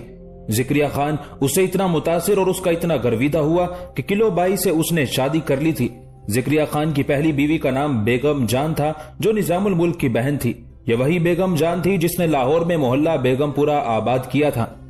کلو بائی سے شادی کرنے کے بعد ذکریہ خان کلو بائی کو اب اپنی بیوی بیگم جان کے ساتھ تو نہیں رکھ سکتا تھا، اس لیے کہ وہ ایک طوائف تھی، لہٰذا اس کی رہائش کے لیے اس نے علیحدہ بندوبست کیا۔ اس کی رہائش کے لیے ذکریہ خان نے یکی دروازے کا انتخاب کیا۔ وہاں اس نے کلو بائی کے لیے ایک شاندار عمارت جو محل نما تھی بنوائی۔ کلو بائی سے شادی کرنے کے بعد کچھ عرصے تک ذکریہ خان سلطنت کے امور اور دربار تک کلو بائی کے اس محل ہی میں لگایا کرتا تھا۔ ذکریہ خان کے مرنے کے بعد پہلے تو یہ حویلی ذکریہ خان کے وارثوں کے حصے میں آئی، اس کے بعد ذکریہ خان کے وارثوں میں سے ایک شخص غازی خان نے اس حویلی کو فروخت کرنے کا فیصلہ کیا۔ وہ حویلی جو ذکریہ خان نے بڑی محنت اور بڑے شوق سے تعمیر کروائی تھی اور جس پر اس وقت لاکھوں کی رقم خرچ ہوئی تھی، کوئی خریدنے تک کے لیے تیار نہ تھا۔ ایسا اس لیے ہوا تھا کہ سکھوں کا دور آ گیا تھا اور سکھوں نے ہر طرف بھگدڑ اور قتل و غارت گری شروع کر رکھی تھی۔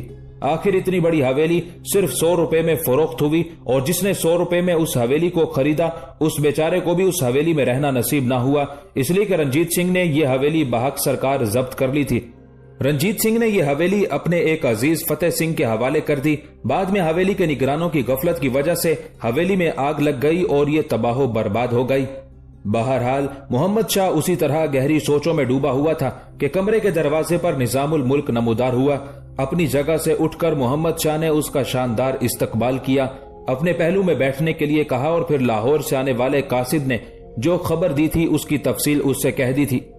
ذکریہ خان کے مرنے کا سن کر نظام الملک اداس اور افسردہ ہو گیا تھا۔ دکھ اور غم کے باعث اس کی گردن جھک گئی تھی۔ کچھ دیر خاموشی طاری رہی، اس کے ساتھ محمد شاہ کی گردن بھی جھکی رہی۔ پھر محمد شاہ نے نظام الملک کو مخاطب کیا، نظام الملک اب کہو کیا کرنا ہے۔ نظام الملک کی دکھ بھری آواز اس موقع پر سنائی تھی۔ بدقسمتی کی بات یہ ہے کہ ذکریہ خان کے 2 بیٹوں نے لاہور سے دہلی آ کر میرے ہاں ہی قیام کیا ہوا ہے، تاہم تیسرا اور چھوٹا بیٹا لاہور ہی میں ہے، لیکن وہ ایک گوشہ گیر شخص ہے۔ سلطنت کے امور کی طرف دھیان دینا تو بہت دور کی بات، وہ تو اپنے گھریلو معاملات میں بھی توجہ مرکوز کرنے کا روادار نہیں ہے۔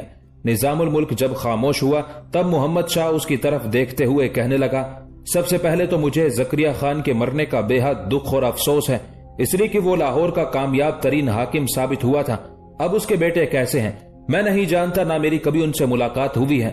ذکریہ خان کے 3 بیٹے ہیں، چھوٹا تو لاہور ہی میں ہے، بڑے میرے پاس ہی قیام کیے ہوئے ہیں اور وہ چند روز پہلے ہی لاہور سے یہاں پہنچے ہیں۔ سب سے بڑے بیٹے کا نام یحییٰ خان ہے اور اسے چھوٹے کا نام شاہ نواز خان ہے۔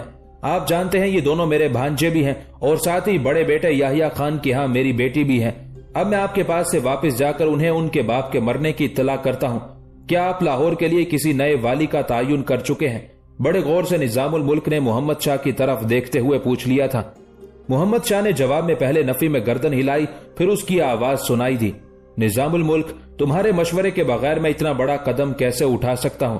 تم جانتے ہو کہ نادر شاہ کے حملے کے بعد سلطنت کے حالات ابتر ہوتے جا رہے ہیں اور ان حالات میں میں تمہارے مشورے کے بغیر کوئی قدم نہیں اٹھا سکتا۔ मैं तुम्हारा ममनून भी हूं कि तुमने बहुत से बिगड़ते हुए हालात को संवारा है। चौबदार को तुम्हें बुलाने के लिए भेजने के बाद मैंने जो लाहौर से मुतालिक सोचा है वो ये कि मैं अपनी तरफ से तुम्हें पूरे पंजाब का हाकिम मुकर्रर करता हूं। तुम अपनी तरफ से जिसे चाहो वहां हाकिम मुकर्रर कर दो और तुम यहां दिल्ली में रहते हुए उनकी रहनुमाई कर सकते हो। हाँ, इस मौके पर मैं ये मशवरा तुम्हें जरूर दे सकता हूं कि जकरिया खान के बड़े बेटे याहिया को लाहौर का हाकिम मुकर्रर कर दो और उसे छोटे को मुल्तान का हाकिम मुकर्रर कर दो। तीसरा बेटा जिसको तुम कहते हो कि वो गोशागीर है और उसे गोशागीर ही रहने दो। इन दोनों भाइयों को समझा दो कि आपस में इत्तेफाक और ताउन के साथ पंजाब के अमूर को बिल्कुल उसी तरह चलाते रहें जिस तरह दियानतदारी और शुजात और जान निसारी से उनका बाप जकरिया खान चला रहा था। मोहम्मद शाह के खामोश होने पर निजामुल मुल्क कुछ देर खामोश रहकर सोचता रहा। फिर उसने मोहम्मद शाह की तरफ देखा, फिर कहने लगा, जो फैसला आप कर रहे हैं, अगर मैं उन्हें इस फैसले से आगाह करूंगा तो वो ये ख्याल करेंगे कि ये मेरा फैसला है। बेहतर यही है कि उन दोनों को यहाँ बुलाते हैं और आप खुद उन्हें पूरी सूरत हाल से आगाह करें। निजामुल मुल्क, मैं तुम्हारी इस तजवीज से इत्तेफाक करता हूँ। साथ ही मैं इस मौके पर उनसे ये भी कहूंगा कि सबसे पहले जकरिया खान की जाती अमलाक को बहक के सरकार जब्त करो, इसलिए कि तुम जानते हो कि मुगलिया सल्तनत का ये हमेशा तरीका रहा है कि जिस सूबे का भी सूबेदार फोत होता रहा है उसकी जायदाद सल्तनत के हक में जब्त होती रही है। जकरिया खान के सिलसिले में भी यही करो कि सारी जायदाद सल्तनत के हक में जब्त करने के अहकामात जारी करो। पर रुको, पहले जकरिया खान के दोनों बेटों को बुलाते हैं। उसके साथ ही एक बार फिर चौबदार को आवाज देकर मोहम्मद शाह ने बुलाया। चौबदार अंदर आया तो उसकी तरफ देखते हुए तहक्कुमाना अंदाज में मोहम्मद शाह बोल उठा, लाहौर के हाकिम जकरिया खान के दो बेटों याहिया खान और शाहनवाज ने मोहतरम निजामुल मुल्क के यहाँ कयाम कर रखा है, उन दोनों को बुलाकर मेरे पास लाओ। चौबदार वहां से हटकर चला गया। थोड़ी देर बाद लाहौर के मरहूम हाकिम जकरिया खान के दोनों बेटे याहिया खान और शाहनवाज कसर के उस कमरे में दाखिल हुए। दोनों ने मोहम्मद शाह को ताजीम दी। फिर मोहम्मद शाह ने नशिस्तों की तरफ इशारा किया, तब वो वहां बैठ गए। सबसे पहले मोहम्मद शाह ने उन दोनों को उनके बाप के मरने की इत्तला दी। इस पर दोनों उदास और अफसुर्दा हो गए थे। कुछ देर तक खामोशी तारी रही। फिर मोहम्मद शाह ने उस खामोशी को तोड़ा और दोनों भाइयों को मुखातिब करते हुए कहने लगा, मैं तुम दोनों के बाप के गम और दुख में बराबर का शरीक हूँ। तुम्हारी आमद से पहले तुम्हारे मामू निजामुल मुल्क को मैं जकरिया खान के मरने की इत्तला दे चुका हूँ और इससे मुतालिक फैसला भी कर चुका हूँ कि सल्तनत के कानून के मुताबिक जकरिया खान की सारी जायदाद सल्तनत के हक में जब्त कर ली गई है। पंजाब की हाकमियत के मुतालिक मैंने जो फैसला किया है वो भी सुनो। पंजाब का हाकिम आला मेरी तरफ से तुम दोनों का मामू निजामुल मुल्क होगा।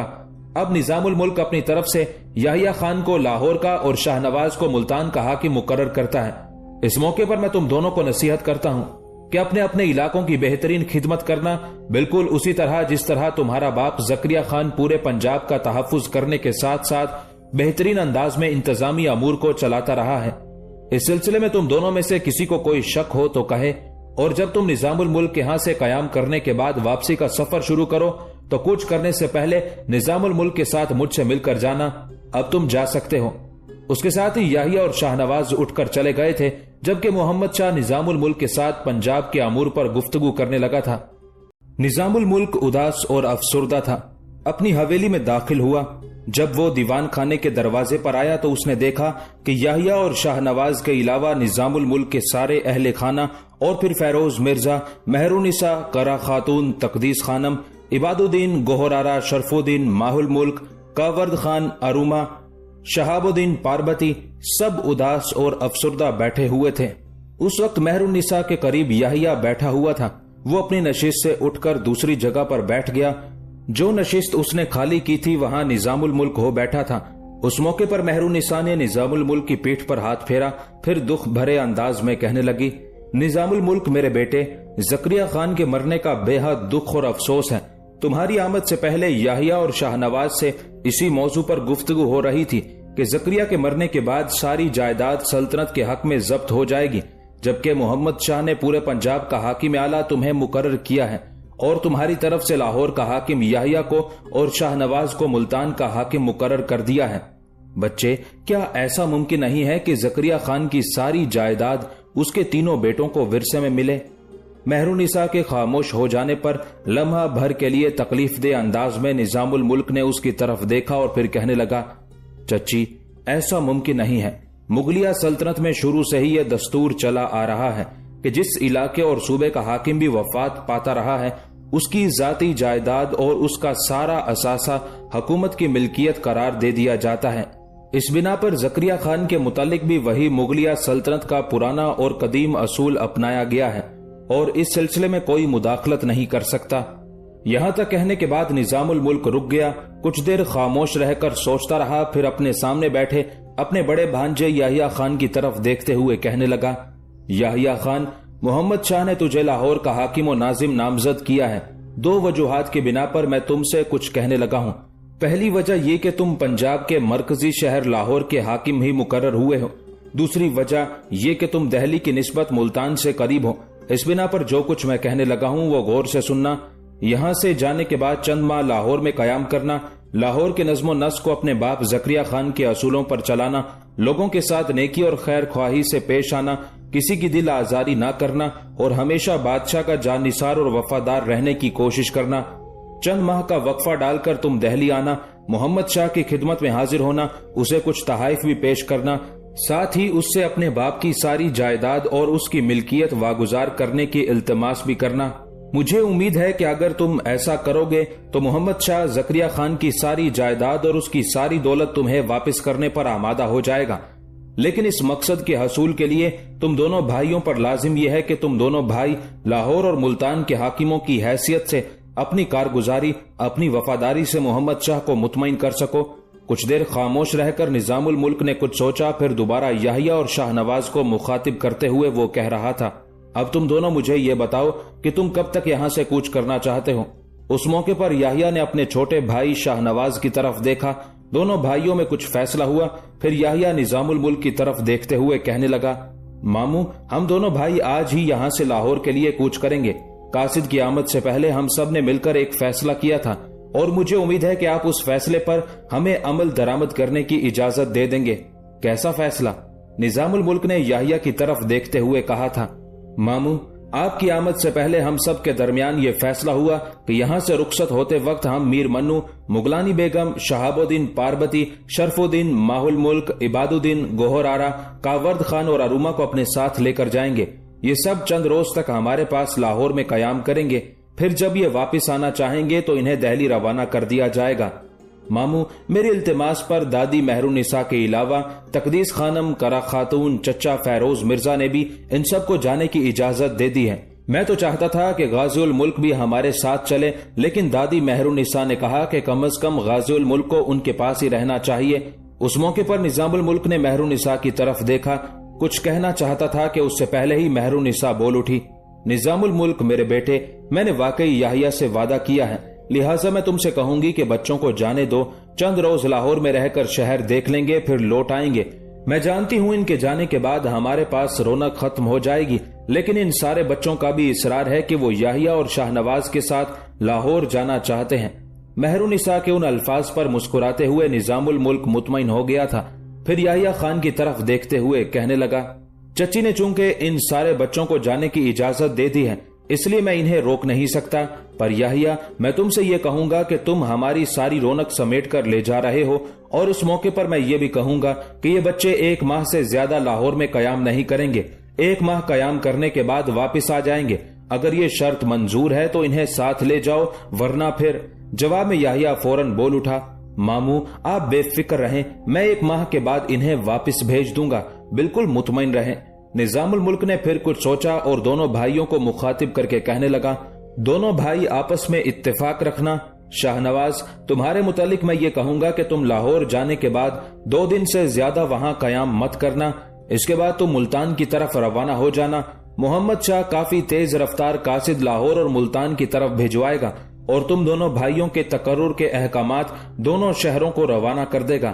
اس بنا پر تم جلد از جلد ملتان پہنچ کر سارے انتظام کو اپنے ہاتھ میں لینے کی کوشش کرنا۔ اگر تم دونوں بھائیوں نے آج ہی یہاں سے روانہ ہونا ہے تو اٹھو، سب تیاری کرو۔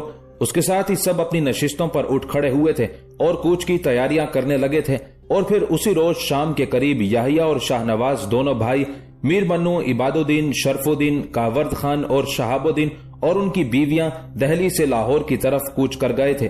لاہور پہنچ کر شاہ نواز تو 2 دن بعد ملتان کی طرف روانہ ہو گیا، جبکہ دہلی سے آنے والے سارے افراد نے یحییٰ خان کے ساتھ بیگم پورہ میں قیام کیا تھا۔ जहां याहिया खान और शाहनवाज की मां और निजामुल मुल्क की बहन बेगम जान ने आलीशान हवेलियां तामीर की थी। 5-6 रोज तक लाहौर में कयाम करने के बाद एक रोज शहाबुद्दीन और पार्वती दोनों अपनी ख्वाबगाह में अकेले बैठे हुए थे कि पार्वती बड़े प्यारे अंदाज में शहाबुद्दीन की तरफ देखते हुए कहने लगी, हम दिल्ली से लाहौर आकर कब तक यूं ही चुपचाप पड़े रहेंगे और इस हवेली के अंदर बंद रहेंगे? अगर इसी तरह रहना था तो इससे बेहतर था कि हम दिल्ली में रहते। क्या ऐसा मुमकिन नहीं कि आप याहिया भाई से कहें कि वो हमारे लिए किसी बग्गी और रहनुमा का बंदोबस्त कर दें जो हमें पूरे शहर में घुमाए और यहाँ की जो मशहूर व मारूफ देखने के लायक जगह हैं वो हमें दिखाए और उनकी तफसील भी बताए। पार्वती के उन अल्फाज पर शहाबुद्दीन खुश हो गया था। एकदम उठ खड़ा हुआ, अपना हाथ आगे बढ़ाया। पार्वती ने अपना हाथ उसके हाथ में दिया। शहाबुद्दीन ने उसे खींचकर उठाया, फिर कहने लगा, पार्वती, तुमने मेरे दिल की बात की है। आओ, मेरे ख्याल में इस वक्त सब लोग मीर मन्नू और मुगलानी बेगम की ख्वाबगाह में हैं, वहीं इस मौजू पर बात करते हैं। शहाबुद्दीन के उन अल्फाज पर पार्वती भी खुश हो गई थी। फिर दोनों बेपनाह खुशी का इजहार करते हुए अपनी ख्वाबगाह से निकले थे। जब वो मीर मन्नू और मुगलानी बेगम की ख्वाबगाह में दाखिल हुए तो उन्होंने देखा वहां वाकई सब लोग बैठे किसी मौजू पर गुफ्तगू कर रहे थे। उस मौके पर मीर मन्नू ने शहाबुद्दीन की तरफ देखा, फिर मुस्कुराते हुए कहने लगा, शहाबुद्दीन, तुम दोनों मियाँ बीवी की कमी थी और मैं अभी तुम दोनों को बुलाने ही वाला था, इसलिए कि हम अब एक इंतहाई अहम मौजू पर गुफ्तगू कर रहे थे और उस गुफ्तगू में तुम दोनों मियाँ बीवी की शिरकत बड़ी लाजमी है। उस मौके पर पार्वती और शहाबुद्दीन ने एक दूसरे की तरफ देखा और शहाबुद्दीन ने मीर मन्नू को मुखातिब किया, पहले ये बताएं कि गुफ्तगू किस मौजू पर हो रही थी। मीर मन्नू कुछ कहना चाहता था कि उससे पहले ही मुगलानी बेगम बोल उठी, शहाबुद्दीन मेरे भाई, मैं समझती हूँ कि हम सब लोग हवेली के अंदर पड़े पड़े तंग आ चुके हैं। मैंने आज तुम्हारे भाई मीर मन्नू से कहा कि याहिया से कहें कि हम सब के लिए किसी सवारी का बंदोबस्त करे और हमें शहर के मुख्तलिफ मकामात दिखाए। यहाँ तक कहते कहते मुगलानी बेगम को रुक जाना पड़ा, इसलिए कि पार्वती भागते हुए आगे बढ़ी, मुगलानी बेगम से बगल गिर हो गई। फिर बेपनाह खुशी का इजहार करते हुए कहने लगी, आपी, कसम अल्लाह पाक की, आपने मेरे दिल की बात कह दी है। अपनी ख्वाबगाह में मैं भी शहाबुद्दीन से इसी मौजू पर गुफ्तगू कर रही थी और अब हम दोनों मियाँ बीवी इसी मौजू पर गुफ्तगू करने के लिए आपके पास आए हैं। अच्छा हुआ आपने पहले ही इस मौजू को छेड़ा हुआ है। यहाँ तक कहते कहते पार्वती को रुक जाना पड़ा, इसलिए कि उसी लम्हे कमरे के दरवाजे पर याहिया नमूदार हुआ था और मुस्कुराते हुए सबको मुखातिब करके कहने लगा, तुम सब लोग एक ही कमरे में जमा हो, लगता है कोई साजिश तैयार की जा रही है। इस पर मीर मन्नू याहिया को मुखातिब करके कहने लगा, याहिया मेरे भाई, साजिश तो वाकई तैयार हो रही है। सब लोग हवेली के अंदर पड़े पड़े तंग आ चुके हैं और सबकी ख्वाहिश ये है कि आप सवारियों का बंदोबस्त करें और कुछ राहबर भी हमारे साथ कर दें जो हमें लाहौर के मुख्तलिफ मकामात दिखाएं और उनसे मुतालिक थोड़ी बहुत तफसील भी हमें बताएं। याहिया खान मुस्कुराया, फिर मीर मन्नू की तरफ देखते हुए कहने लगा, मन्नू मेरे भाई, ये तो कोई बात ही नहीं है। आज तो शाम होने वाली है, सब्र करें। कल सुबह ही सुबह आप लोगों के लिए उम्दा किस्म की बग्गियों के अलावा राहबर भी मुहैया कर दिए जाएंगे जो आपको शहर के मुख्तलिफ हिस्से दिखाएंगे और उनकी तफसील भी बताएंगे। अब तुम सब लोग उठो, इसलिए कि थोड़ी देर तक नमाज का वक्त हो रहा है। सब मिलकर नमाज पढ़ेंगे, उसके बाद खाना खाएंगे। सब ने याहिया की उस तजवीज से इत्तेफाक किया था। फिर उस कमरे से निकलकर सब याहिया के साथ हो लिए थे। अगले रोज याहिया ने 2 नई और बेहतरीन बग्गियों का इंतजाम किया। कुछ राहबर भी उनके साथ कर दिए थे जिनके जिम्मे उसने सबको लाहौर के अहम मकामात दिखाने के अहकामात जारी कर दिए थे। इस तरह सब बगियों में बैठकर अपनी रिहाइश गाह से निकले। एक राहबर ने उस मौके पर मीर मन्नू को मुखातिब किया और कहने लगा, आप इस शहर के अजायबात देखने के लिए कहां से सफर शुरू करना पसंद करेंगे? मीर मन्नू ने कुछ सोचा, फिर कहने लगा, पहले ये कहो कि सबसे अहम मकामात क्या हैं और मैं वहीं से शुरू करना पसंद करूंगा। राहबर मुस्कुराया और कहने लगा, सबसे अहम मकामात यहाँ का किला और शाही मस्जिद हैं। मीर मन्नू मुस्कुराया और कहने लगा, तो फिर देर काहे की, चलो पहले इन दोनों मकामात की तरफ चलो, इसके बाद तुम अपनी सवाबदीद पर जिन अहम मकामात की तरफ हमें लेकर जाओगे हम देखते चले जाएंगे। लेकिन शर्त यह है कि इन सब की तफसील भी हमें इजमाली अंदाज में बताते रहोगे। रहबर उस पर मुत्तफिक हो गया। फिर उसने बग्गी के साइसों को कुछ समझाया। इस पर उन्होंने दोनों बग्गियों का रुख एक समत कर दिया था। पहले वो किले की तरफ गए। लाहौर शहर चूंकि रामचंद्र के बेटे लू या लावा ने आबाद किया था, लिहाजा मोर्रखीन और मुहक्किकीन का ख्याल है कि किला भी उसी ने तामीर कराया होगा। اس لیے کہ شاہی قلعے کے تہ خانے میں ایک چھوٹا سا مندر ہے۔ محققین کا خیال ہے کہ یہ مندر رام چندر کے بیٹے لوہی نے بنوایا ہے۔ اس کے بعد جب ایاز لاہور کا حاکم مقرر ہوا تو اس نے قلعے کو از سر نو تعمیر کرایا، لیکن بدقسمتی سے منگول جب لاہور پر حملہ ہوئے تو ان کی شکست و ریخت سے یہ قلعہ بری طرح متاثر ہوا، یہاں تک کہ سلطان غیاث الدین بلبن نے اسے از سر نو تعمیر کرایا، لیکن حالات کی ستم ظریفی منگولوں کی طرح ایک بار پھر یہ قلعہ تیمور لنگ کے ہاتھوں تباہ و برباد ہو گیا۔ آخر مبارک شاہ نے قلعے کی پھر درستگی کی، لیکن حالات کی ستم ظریفی کے شیخا گکھڑ کی الغار کی وجہ سے یہ قلعہ پھر منہدم ہو گیا۔ آخر ہمایوں کے بیٹے شہنشاہ اکبر کے دور میں قلعے کو از سر نو تعمیر کرایا گیا اور قلعے کے اندر شاہی محل اور دیگر بہت سی عمارتیں تعمیر کرائی گئیں۔ بعد کے دور میں جہانگیر، شاہ جہان اور اورنگزیب عالمگیر نے اپنے اپنے دور میں محلات کے علاوہ نشست گاہیں، باغات، خوابگاہیں، شاہ برج، حمام، نولکھا، شیش محل، دیوان عام و موتی مسجد اور قلعے کے عالی شان دروازے بھی تعمیر کروائے۔ اس سے قلعے سے متعلق تفصیل جاننے کے بعد سب قلعے سے نکلے، کچھ دیر دریائے راوی کے کنارے کھڑے رہے، اس لیے کہ ان دنوں دریائے راوی قلعے اور شاہی مسجد کے پہلو میں رواں دوا رہتا تھا۔ اس کے بعد سب مسجد میں داخل ہوئے۔ راہبر نے مسجد کی تفصیل بتانا شروع کی۔ یہ مسجد قلعے کے عالمگیری دروازے کے عین مقابل قدیم اور پرانے شہر کے مغرب کی جانب ہے۔ اس مسجد کو مغل عہد کا ایک شاہکار اور تعمیر کا انمول نمونہ کہا جاتا ہے۔ اسے دنیا کی سب سے بڑی اور عظیم مسجد ہونے کا اعزاز حاصل تھا۔ اس میں بیک وقت 70,000 افراد باجماعت نماز پڑھ سکتے ہیں۔ اسے اورنگزیب عالمگیر نے سنگ سرخ سے تعمیر کرایا تھا۔ شاہی مسجد کے بعد مختصر سے اس قافلے نے رنگ محل کا رخ کیا۔ یہ ایک شاندار محل تھا جسے شاہ جہان کے وزیر نے موجودہ رنگ محل میں تعمیر کیا تھا۔ یہ وزیر چنیوٹ کا رہنے والا تھا، اس کا نام سعد اللہ خان تھا۔ یہ حویلی اتنی بڑی تھی کہ اس سے متعلق کہا جاتا ہے کہ اس حویلی کے مکینوں کی پانی کی ضرورت پورا کرنے کی خاطر 10 کنووں کا اہتمام کیا گیا تھا۔ کہا جاتا ہے کہ اس محل کے 3 حصے تھے، ایک مردانہ، دوسرا زنانہ اور تیسرا خدام اور کاریگروں کے لیے تھا۔ تیسرے حصے میں دھوبی خانہ، اناج پیسنے کے لیے خراس، باورچی خانہ، درزی خانہ، برتن کلی کرنے کے لیے کلیگروں کا خانہ، ان جیسے لوگوں کی رہائش گاہیں بھی تھی۔ آخر سکھوں کے دور میں اس محل کی شان و شوکت ختم ہو گئی۔ رنگ محل سے نکل کر دہلی کے اس خوبصورت قافلے نے پری محل کا رخ کیا تھا۔ یہ محل بھی شاہ عالمی دروازے کے قریب پاپڑ منڈی میں تھا۔ یہ محل اپنی شہ نشینوں، ڈیوڑیوں، بالا خانوں اور طلائی کام کی آراستگی کے لیے بڑا مشہور تھا۔ اس کی زیبائش ایسی عمدگی سے کی گئی تھی کہ یہ محل چاندنی راتوں میں لاہور شہر کے اندر کھڑی کسی پری کی طرح دکھائی دیتا تھا۔ اس بنا پر اس کا نام ہی پری محل مشہور ہو گیا۔ پنجاب میں جب سکھوں کا بدترین دور آیا تو یہ پری محل بھی سکھ گردی کا شکار ہوا۔ پہلے سکھوں نے اس محل کے اندر سے قیمتی سامان، جس میں فانوس، قالین اور دوسرا انتہائی قیمتی اور آرائشی سامان تھا، وہ چوری کر لیا۔ پھر رنجیت سنگھ نے طوفان بدتمیزی کی انتہا کر دی اور پری محل کو اس نے گولہ بارود کے گودام میں تبدیل کر دیا۔ انگریزوں کا دور آیا تو انہوں نے اسے فروخت کر دیا۔ جس کسی نے لیا تھا اس نے اس محل کی اینٹیں حاصل کرنے کے لیے اسے گرا مارا۔ تاہم جس جگہ پری محل تھا وہاں چھوٹی سی اب بھی ایک مسجد موجود ہے۔ پری محل سے نکل کر انہوں نے شاہ عالمی دروازے کا رخ کیا تھا۔ یہاں وہ ایک مندر کے قریب رکے اور اسے دیکھنے لگے تھے۔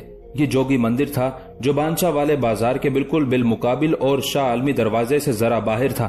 کہتے ہیں اس مندر کو ملتان کے رہائشی ایک شخص گرداری لال نے مغل شہنشاہ اکبر کے دور میں تعمیر کرایا تھا۔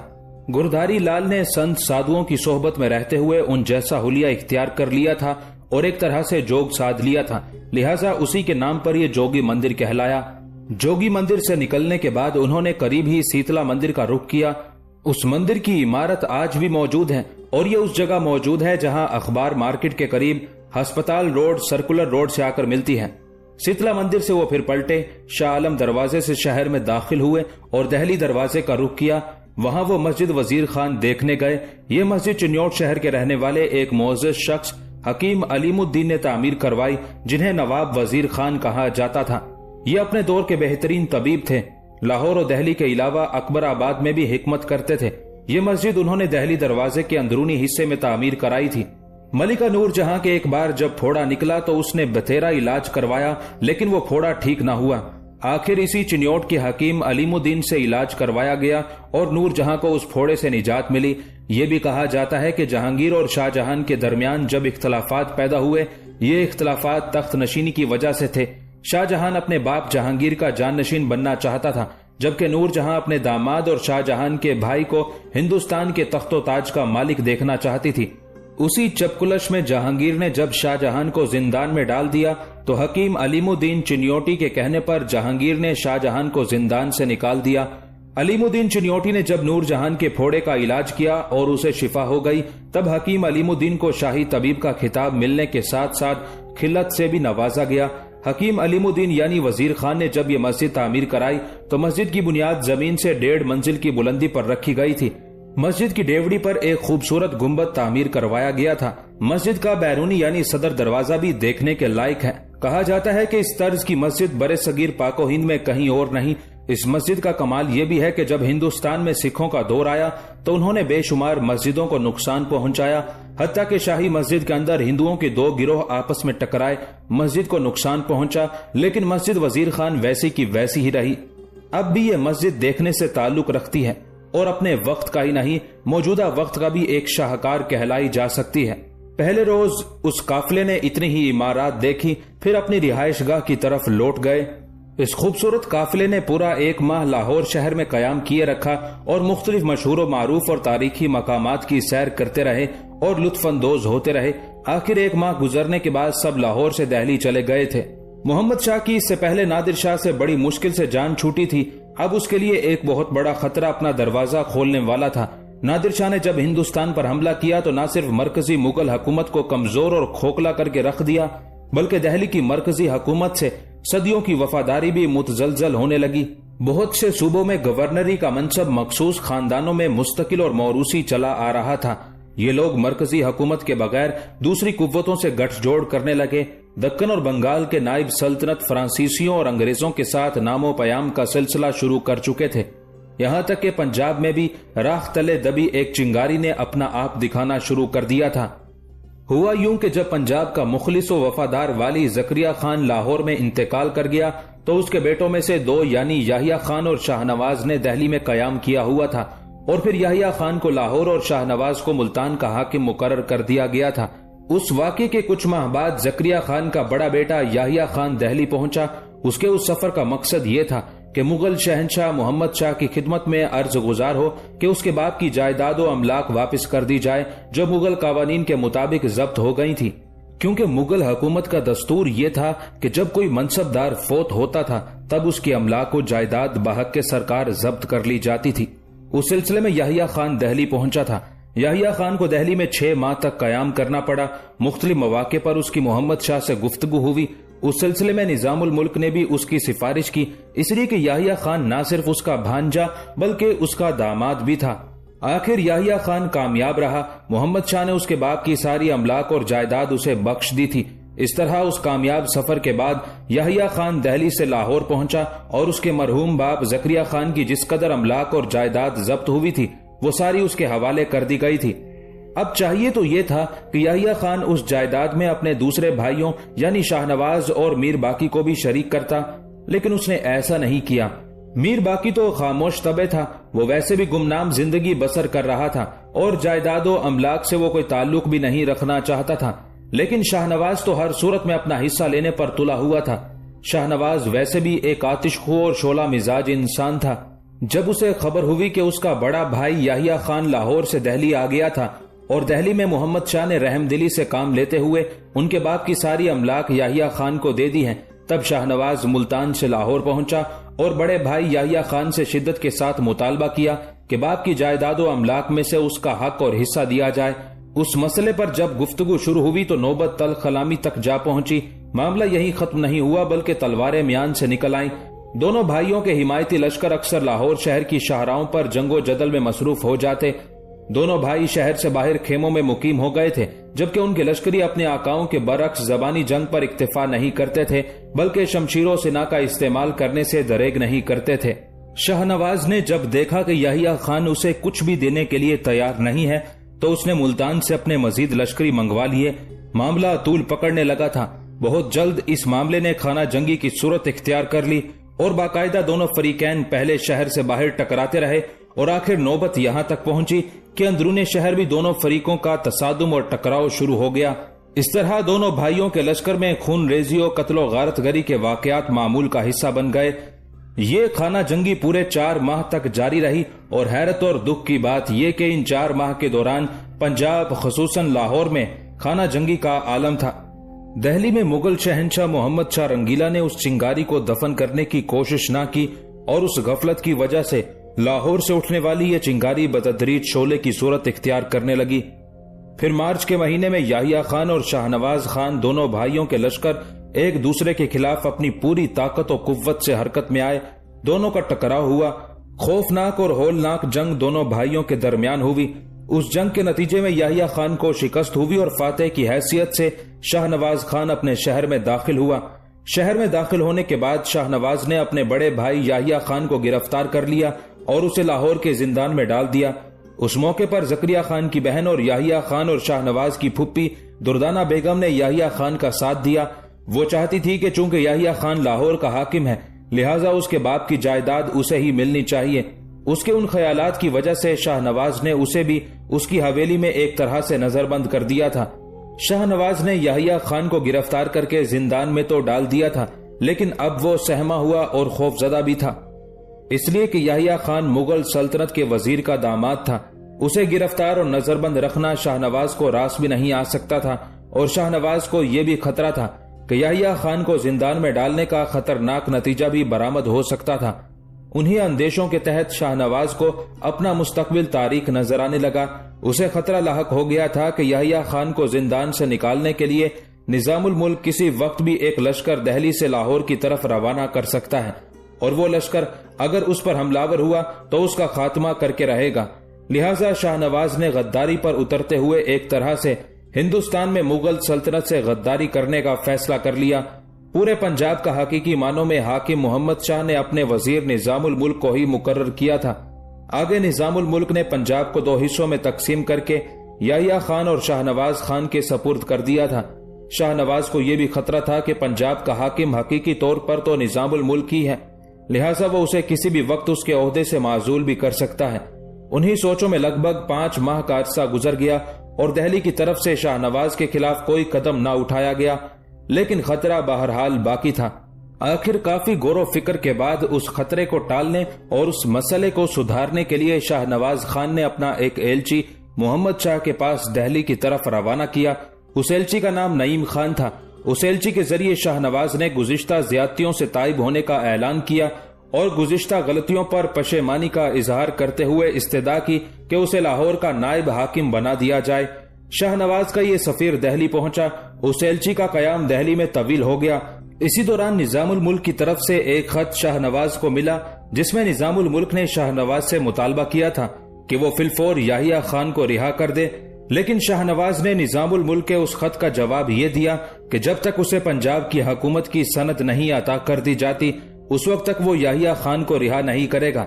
یہ خبر ملتے ہی نظام الملک نے شاہنواز پر حملہ ہونے کا فیصلہ کر لیا تھا۔ اس صورتحال سے نمٹنے کے لیے نظام الملک نے اپنے خاندان کے سارے افراد کو اپنی حویلی میں جمع کیا۔ جب سب لوگ اس کی حویلی کے بڑے کمرے میں جمع ہو گئے تب یحییٰ خان اور شاہنواز کی جو صورتحال تھی تفصیل کے ساتھ ان کے سامنے پیش کی۔ اس موقع پر سب سوچ و بچار میں ڈوبے ہوئے تھے کہ نظام الملک نے فیروز مرزا کو مخاطب کر کے پوچھا، بھائی آپ اس سلسلے میں کیا کہتے ہیں؟ فیروز مرزا نے کچھ سوچا، پھر اس بڑے کمرے میں اس کی آواز سنائی دی، نظام الملک، میں چاہتا تھا کہ دونوں بھائیوں کا معاملہ احسن طریقے سے نمٹ جاتا تو اچھا تھا، پر جو حالات آپ نے بتائے ہیں ان میں شاہنواز بھی غیر ذمہ داری کا مظاہرہ کر رہا ہے۔ اگر یحییٰ خان نے اس کے حقوق سلب کیے تھے تو اسے چاہیے تھا کہ آپ کے پاس آتا، یحییٰ خان کے خلاف جو شکایات تھی وہ پیش کرتا اور اس کے بعد خاندان کے سب افراد مل کر اس کے حقوق اسے ضرور دلاتے، لیکن اس نے جو یحییٰ خان کو زندان میں ڈال دیا ہے یہ بہت بڑی زیادتی ہے۔ فیروز مرزا جب خاموش ہوا تب مہرونسا نظام الملک کی طرف دیکھتے ہوئے کہنے لگی، نظام الملک، پہلے یہ کہو کہ تمہارا کیا ارادہ ہے، تم کیا چاہتے ہو؟ نظام الملک نے ایک بھرپور نگاہ سب پر ڈالی، پھر کہنے لگا، اگر میرے ارادے پوچھتے ہیں تو میں یحییٰ اور شاہنواز دونوں کو ہی پنجاب کی حکمرانی سے ہٹا دینا چاہتا ہوں۔ محمد شاہ نے ویسے ہی پورے پنجاب کا حاکم مجھے مقرر کیا تھا اور میں نے اپنی طرف سے دونوں بھانجوں کو لاہور اور ملتان کا حاکم بنا دیا۔ اب وہ دونوں اگر آپس میں اتفاق نہیں رکھتے تو میں سمجھتا ہوں دونوں اس قابل نہیں ہیں۔ میں چاہتا ہوں کہ لشکر کو تیار کروں اور لاہور کا رخ کروں۔ یحییٰ خان کو رہا کرانے کے بعد یحییٰ خان اور شاہنواز دونوں کو ان کے منصب سے ہٹا دوں اور لاہور میں اپنے بیٹے میر منو کو رکھوں جو پورے پنجاب کے حاکم کی حیثیت سے وہاں قیام کرے۔ اس سلسلے میں محمد شاہ سے تفصیل کے ساتھ میری گفتگو ہو چکی ہے اور اس نے سارا معاملہ مجھ پر چھوڑ دیا ہے کہ میں جیسے چاہے کروں۔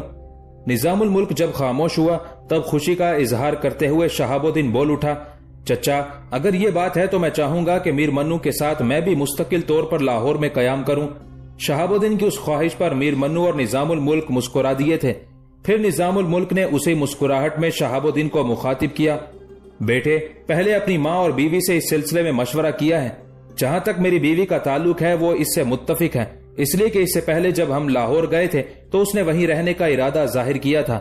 جہاں تک میری ماں کا تعلق ہے کہ جب یحییٰ خان اور شاہ نواز کی یہ صورتحال درست ہو جائے گی تو اماں کو بھی میں وہاں بلا لوں گا۔ یہاں تک کہتے کہتے شہاب الدین کو رک جانا پڑا، اس لیے کہ میر منو پاربتی کی طرف دیکھتے ہوئے کہنے لگا، پاربتی میری بہن، جو کچھ شہاب الدین نے کہا ہے کیا تم اس سے اتفاق کرتی ہو؟ اپنے خوبصورت لبوں پر گہری مسکراہٹ بکھیرتے ہوئے پاربتی منہ سے تو کچھ نہ بولی، تاہم اس بات میں اس نے اپنی گردن ہلا دی تھی۔ ماحول ملک اس ساری صورتحال کا بغور جائزہ لے رہی تھی، فوراً بول اٹھی، اگر یہ بات ہے تو پھر ہم بھی ان کے ساتھ وہاں قیام کریں گے۔ اس سے پہلے صرف شہاب الدین اور کاور دونوں جنگوں میں حصہ لیتے رہے ہیں، اب سب لشکر میں شامل ہوں گے تاکہ سب کو لاہور میں قیام کرنے کا موقع ملے۔ فیروز مرزا، تقدیس خانم اور کرا خاتون کے علاوہ ان کی دادی مہر النساء نے بھی اس تجویز سے اتفاق کیا تھا۔ پھر فیصلہ کن انداز میں وہ کہہ رہا تھا، شہاب الدین، کاورد خان، شرف الدین اور عباد الدین میرے بچوں، میر منو کے ساتھ مل کر آج ہی تم اپنی تیاریوں کو آخری شکل دینا شروع کر دو۔ میں شاہ نواز پر حملہ آور ہونے کے لیے زیادہ دن انتظار نہیں کروں گا، میں وقت ضائع کیے بغیر یہاں سے کوچ کرنا چاہتا ہوں۔ سب نے نظام الملک کی اس تجویز سے اتفاق کیا تھا، پھر سب کے لیے نظام الملک کے ہاں ہی کھانے کا اہتمام ہونے لگا تھا۔ دوسری طرف لاہور میں جب شاہ نواز کو خبر ہوئی کہ نظام الملک نے لاہور کی طرف پیش قدمی کرنے کی زبردست تیاریاں کرنا شروع کر دی ہیں تاکہ یحییٰ خان کو قید سے رہائی دلائے، تو اس واقعے نے شاہ نواز کو حواس باختہ کر دیا تھا۔ وہ سخت خلفشار میں مبتلا ہو کر رہ گیا تھا۔ شاہ نواز پر اب یہ خوف طاری ہو گیا تھا کہ ان قریب نظام الملک ایک جرار لشکر لے کر دہلی سے لاہور کا رخ کرے گا اور اس پر حملہ آور ہوگا۔ اسے یقین تھا کہ نظام الملک کے ساتھ یقیناً میر منو کے علاوہ اس کے دوسرے عزیز و اقارب بھی ہوں گے جو جنگ کا وسیع تجربہ رکھتے ہیں، لہٰذا شاہ نواز کو اپنی شکست کا یقین تھا۔ اب اسے اپنی جان کے لالے پڑ گئے تھے، لہٰذا اس نے اپنی جان بچانے کے لیے سوچ و بچار شروع کر دی تھی۔ ان حالات میں آخر شاہ نواز نے سوچا کہ اب مدد کے لیے کسی غیر ملکی قوت کو دعوت دینی چاہیے، چنانچہ اس سلسلے میں اس کی نگاہ احمد شاہ ابدالی پر پڑ گئی۔ احمد شاہ ابدالی اس وقت کابل اور پشاور تک کے سارے علاقوں پر قابض ہو چکا تھا۔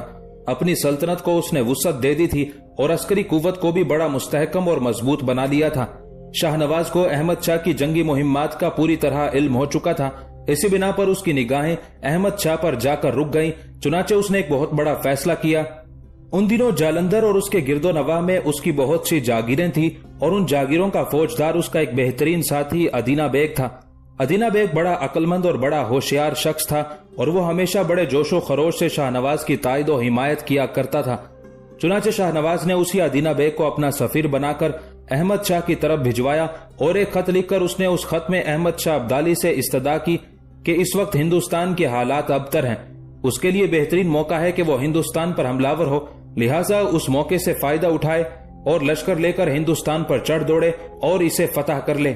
اس کے معاوضے میں شاہ نواز نے احمد شاہ ابدالی سے ہندوستان کی وزارت عظمیٰ طلب کی تھی۔ شاہ نواز کا قاصد ادینہ بیگ جب احمد شاہ ابدالی کی خدمت میں حاضر ہوا اور شاہ نواز کا پیغام اسے دیا تو احمد شاہ ابدالی نے تو شاہ نواز کے نامہ بر کو ہاتھوں ہاتھ لیا۔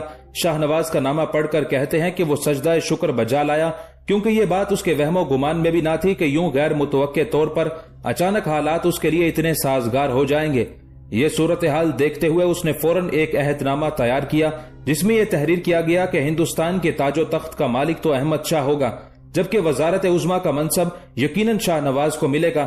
اس عہد نامے پر اپنی مہر ثبت کرنے کے ساتھ ساتھ احمد شاہ ابدالی نے اپنے لشکر کے سالاروں سے بھی تصدیق اور تائید کے طور پر دستخط ثبت کرائے اور یہ عہد نامہ احمد شاہ ابدالی نے اپنے ایک معتمد خاص کے ہاتھ لاہور بھیجا۔